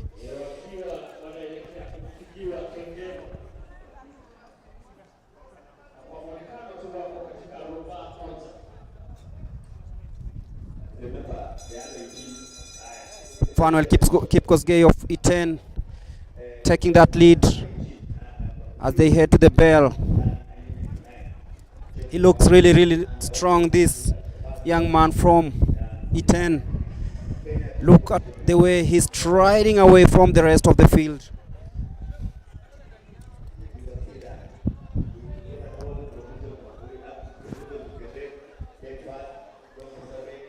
He's being overtaken there.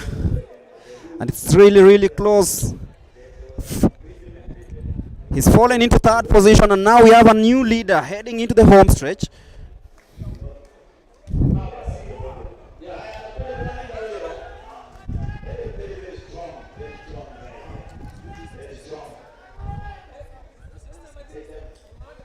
It's Kipyegon, Kipkoech winning that one.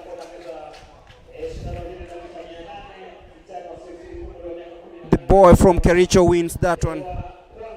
A time of 1 minute 48.80 seconds.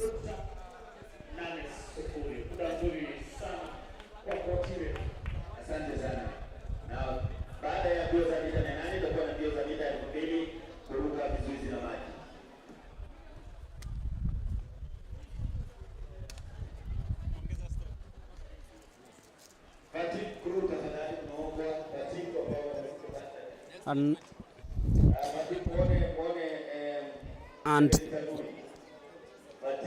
right now we have the under 20 men final. Davis, Cheruyot of Central Rift, Brian Kipngeno of South Rift, Obed Kipchumba of Iten, Kitatei Edward of Nairobi, Ntilai Stephen of Ngong, Tum Kiprono Leonard of Olesos, Langat Vincent Kipegon of Kericho, Sanjaya Srinatha, Kipto Brian, Kwei Brian Kiptum, and Bangetuny Dominic Kipto of Central Rift.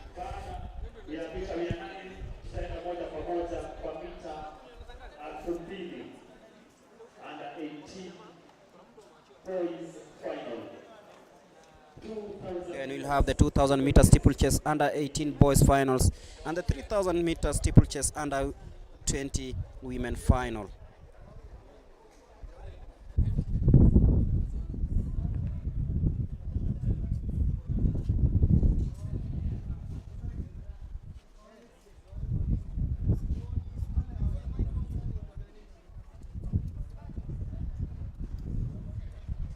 As we head towards the business end of things here at the NYAYO National Stadium, it is the under 20 800 meters final, and it all begins with this, and in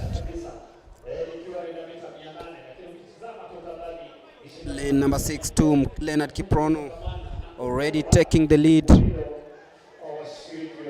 as they size up, coming into the inside lane. From the outside we have Kipto Brian of Nandi, but then Kipyegon still in the lead as they conquer the first 3/4 of the race.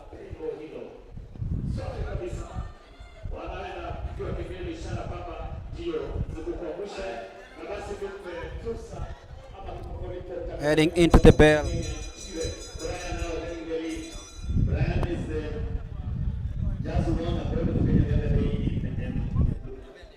Brian still in the lead.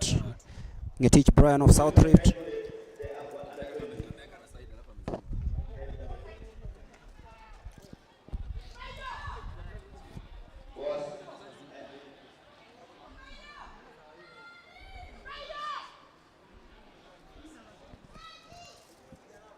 As they take the last bend towards the home stretch. 3 athletes battling it out. Watch out for this young man.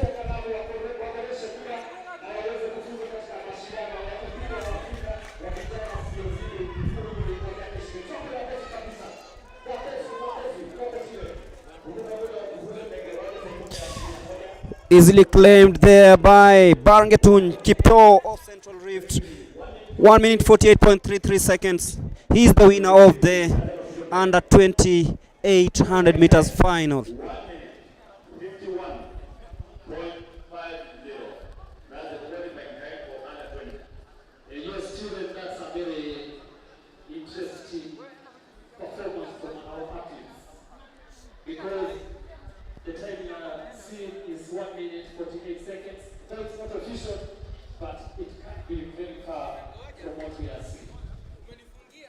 On to the 2,000 meters steeplechase under 18 boys final and the 3,000 meters under 20 women final.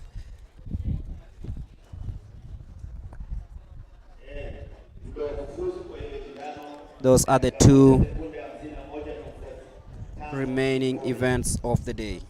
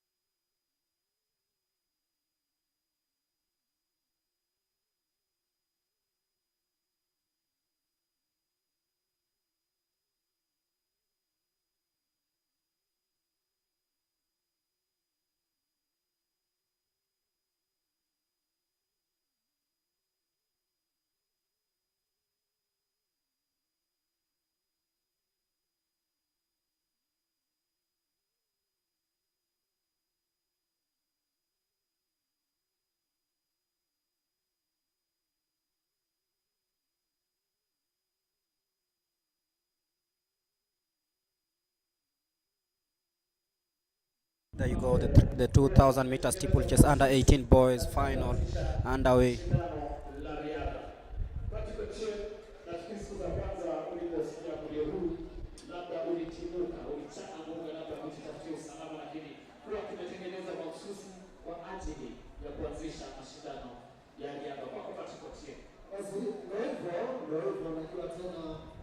Mambo yanazidi kuchemka, mambo yanachemka, yalichemka mpaka yakatulia.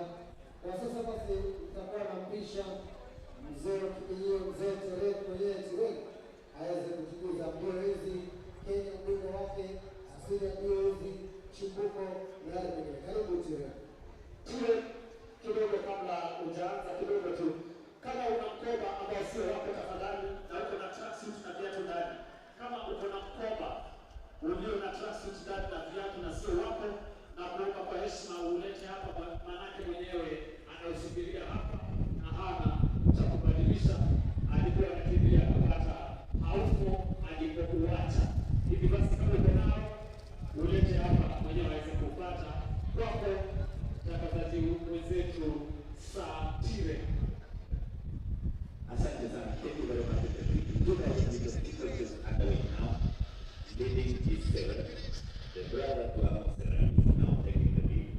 That height alone suggests we have some people coming to take over from our legends. That is Serem taking the lead now. A student St. Patrick's High School coming to take the lead now in the second floor. You can see now the 2,000 meters. This was because makes us recall the 1999 when even Cherono won the gold and silver, bronze went to Philip Simbole. And today we are witnessing the same. They will, In bib number 61 in the lead is Serem. if they make it 1-2, they will. Remember, this is the shorter version of the steeplechase, and the under 18s do only 2,000 meters. If you're joining us, this is the second last event of the day, the 2,000 meter steeplechase happening here at the NYAYO National Stadium. We've seen plenty of action, and this is the 2,000 meter steeplechase for the under 18 boys. They've completed 2 laps of this one. Of course, there'll be Serem in cruise control of this one. You can see he's really, really strong. The steeplechase is a race where Kenya has reigned supreme over the years. With 2 laps to go, of course, Serem showing that he has the strength and the zeal to compete in this one, and of course the highest level. We produce stars over the years in the steeplechase, the likes of Ezekiel Kemboi, Moses Kiptanui, Conseslus Kipruto.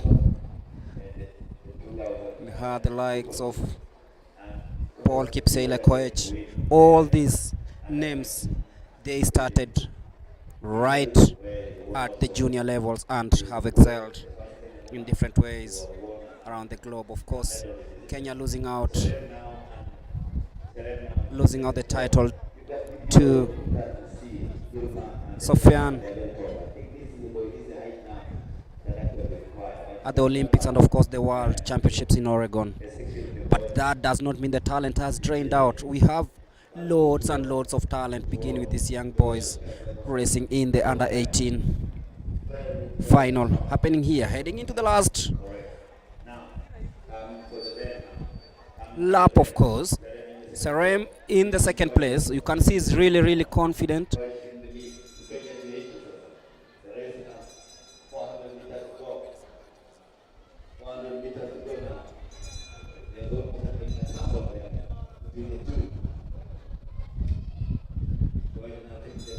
It's Koech versus Serem in this one.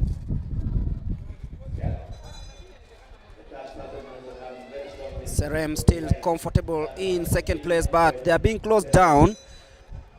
But then Koech seems to be very, very comfortable. But you know, it all changes towards the last 200 meters, and you can see Serem taking the lead right now.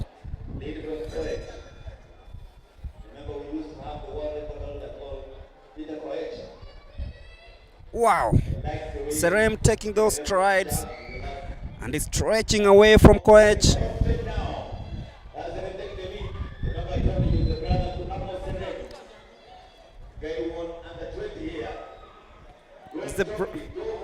It is Serem and coach. They'll be taking 1 and 2 respectively, but this finishes in 5 minutes 32.23 seconds and affords a jig, the brother to Amos Serem, winning the 2,000 meter steeplechase for the under 18.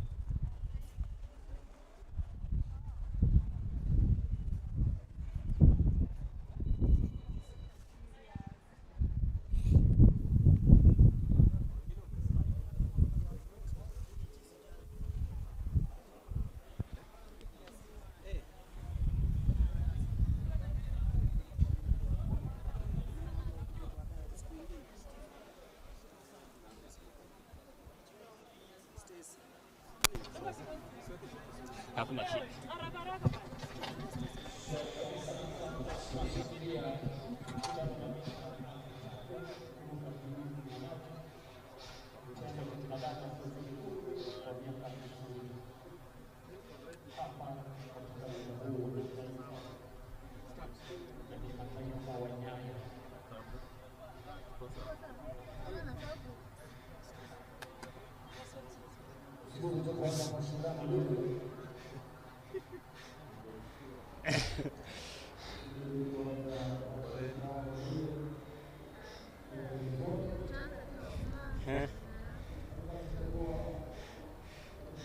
Okay, my name is Edmond Serem. Yeah, I'm 17 years old. I was prepared for this race, and I usually train with my brother, Amos Serem. I know you know him. So, and he always motivates me to defend his title of under 20. But first I started with under 18, and I promised Kenya that I'm going to do my best in Zambia to defend the 2,000 meters steeplechase there, yeah. No, this is my first time. Last year I came and I was position 5, so I did not manage to join Team Kenya. Yeah.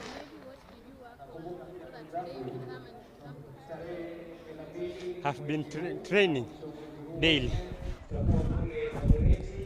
And that's the 3,000 meters.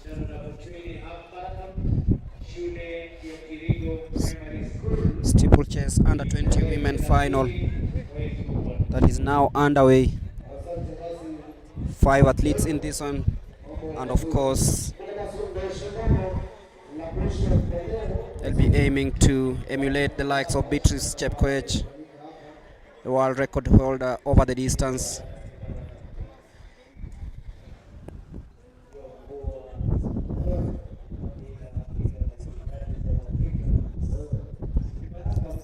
They go through the first hurdle.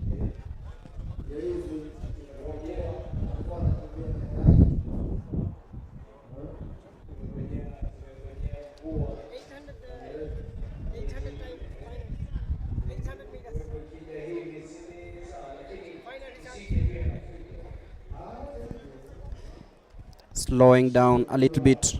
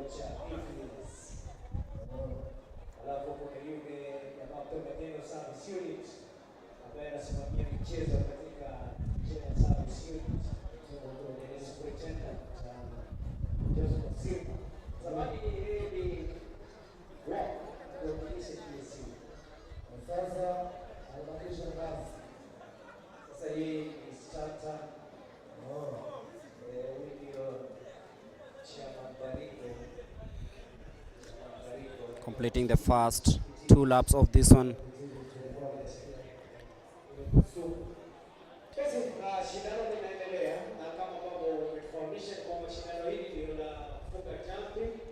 This is the last event of the day happening here at the NYAYO National Stadium. It's been a wonderful 2 days here. And just to take you some of the results from yesterday, Diana Cherotich won the 5,000 meters, clocking 16 minutes 13.32 seconds.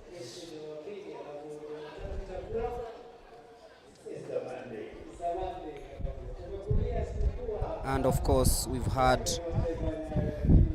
Sarem winning the 2,000 meters steeplechase for the boys.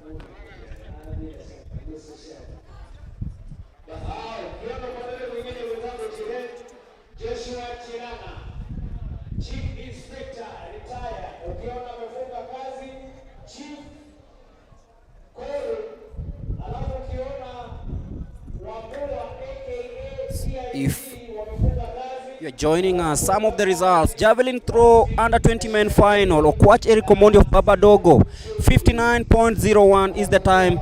Is not really time, but the distance posted.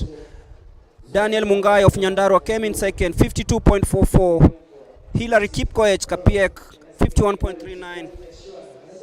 In the discus, Wangui Abigail, Saint Tito Kiambu, 7.32 meters. And Peter Ball, of course not Peter Ball from Australia, the 800 meters specialist. We have Peter Ball from St. Tito Kiambu, 6.59, participated in the women final of the discus. In other results, the under 18 boys final, Brighton of Prisons, the only participant in that one, 17.81. And then in the under 20 men final, Calvin Somondi of Homa Bay, born on 15th of May 2004, 36.59, just ahead of Ian Kibet of Bomet, who threw a distance of 24.92. Brighton Ishepai of Busia, 19.23. In the 10,000 meters walk final held earlier on today, Stephen Dangili of Nairobi finished in a time of 44 minutes 10.8 seconds, ahead of Elkana Kipron of Nakuru, who finished in a time of 51 minutes 44.3 seconds. In the 5,000 meters walk under 18 girls final, it was all a Saint Tito affair, with Wambui Miriam leading Nyambura Bridget, Mukwana Diana Muchiti, Wanjiku Bilia, and Tuvi Talia. Miriam Wambui, of course, won in a time of 38 minutes 21.7 seconds. Now the 10,000 meters final, which was the first race of the day, Langat Amos Kipkurui of Sirikwa Camp won in a time of 28 minutes 33.87, just ahead of Dennis Mutuku of Ndumbi. Kipkurui Dennis of Nakuru came in third in a time of 28 minutes 51.6 seconds.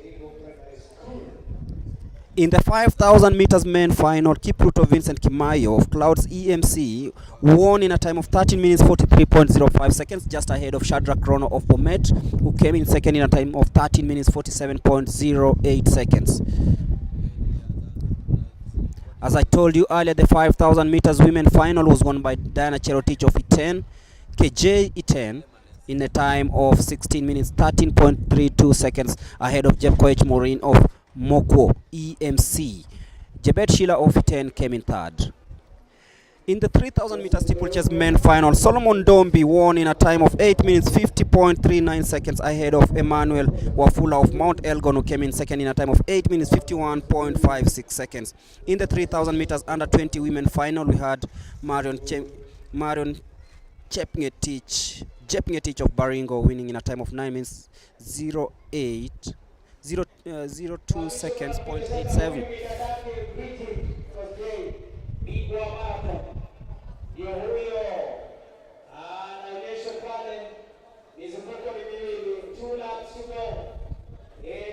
It's 2 laps to go in the 3,000 meters steeplechase.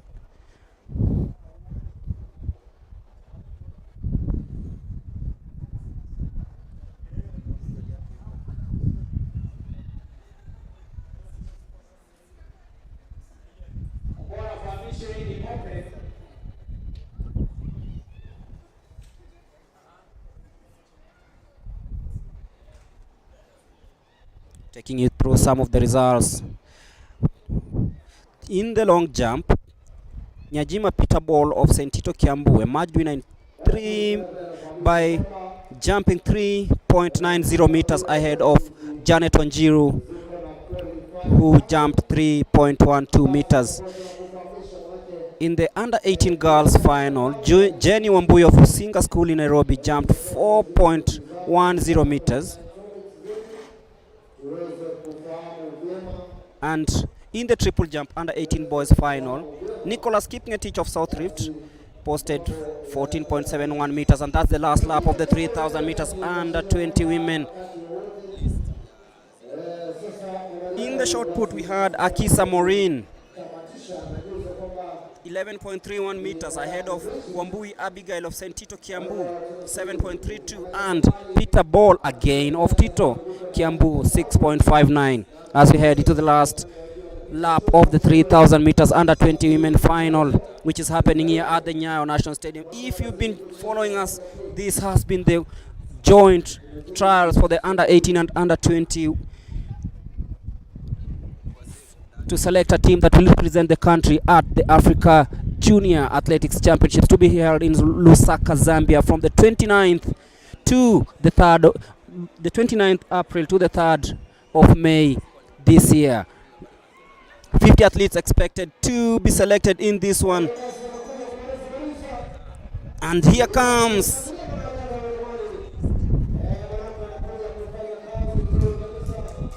very strong. She's torn the field apart. She is very confident heading into the last few meters. And of course, we'll be looking at the time, 9 minutes 43.33 seconds.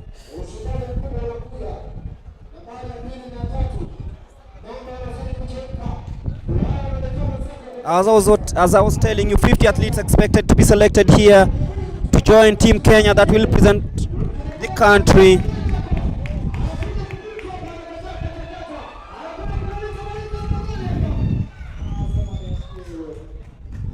in Lusaka, Zambia. 50 athletes to be selected today after this race.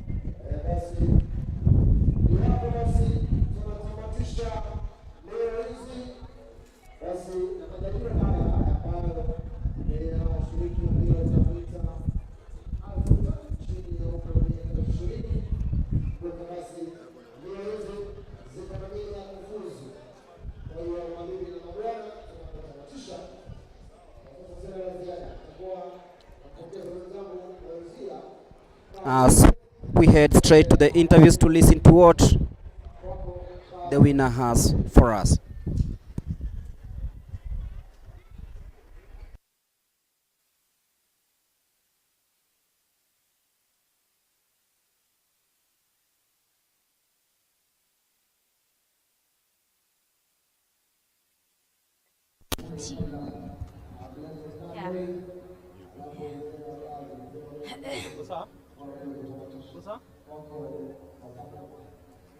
Pamela, pongezi sana kwa ushindi. Mbio zimekuwaje leo? Zilikuwa tough but nilijaribu my best. Tumeona umelead kwa muda mrefu kutoka mwanzo karibu mpaka mwisho. Nini ilikuwa kusukuma unawaacha wenzako mbali hivyo? Nilikuwa na prepare competition for long, so mwili ilipata kupata joto ikapata kuenda tu peke yake bila kustruggle. Na sasa umekata tiketi ya kwenda Lusaka, Zambia, mashindano ya Afrika. Pengine unaenda kuimprove upande gani, na ukienda huko na target kufanya nini? Nataka tukulete medali, lakini nataka kuimprove sana na my time kuche chini kidogo ya 9:43. Kwa hivyo ukienda Zambia una target time gani?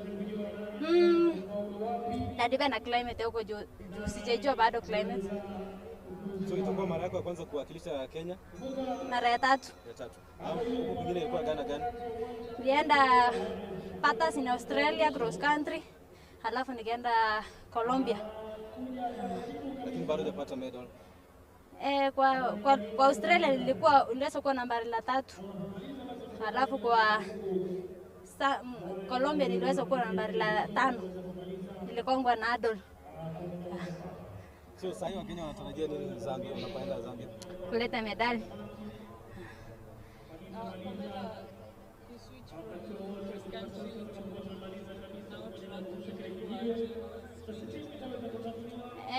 Si mbaya, in cross country una supposed to load, mostly loading, alafu in track you supposed to kuwe na high speed come up.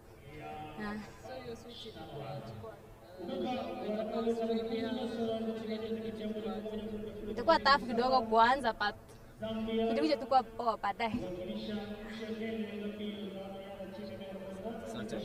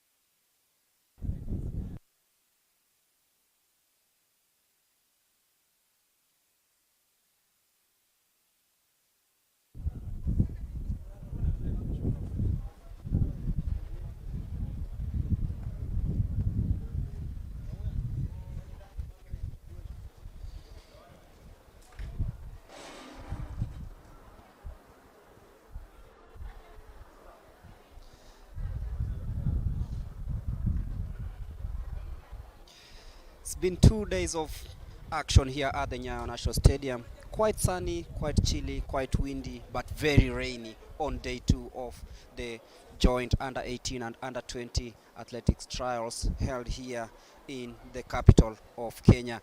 50 athletes expected to be selected to represent the country at the Africa Junior Athletics Championships to be held in Lusaka, Zambia from the 29th of April to May the 2nd.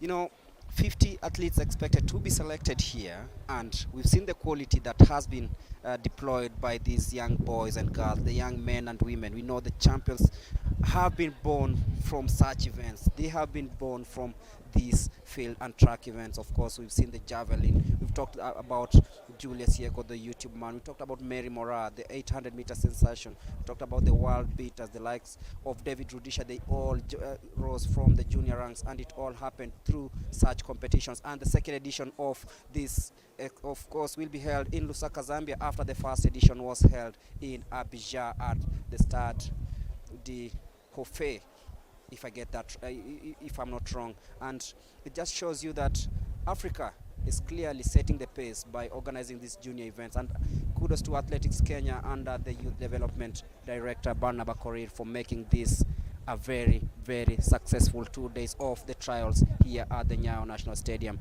We'll head over to the team naming, and of course keep it here because we have so many events coming up. We have the national trials next month. We have the Kip Keino Classic also coming up. Will it be here or at the Kasarani? We are yet to know. World class athletes expected to come down here. Of course, we have also the national trials for the World Championships also coming up later on in the year. Plenty of action expected here in Nairobi, and of course we'll be bringing you that live on this channel. That is the Athletics Kenya YouTube page, the Athletics Kenya Facebook page. Subscribe there, plenty of interviews there, and of course if there are any other events, you'll be updated from there. From me, it's been very, very chilly in Nairobi. I hope you enjoyed the transmission. On behalf of the rest of the crew, it's good afternoon and take care of yourselves. Enjoy and happy Easter.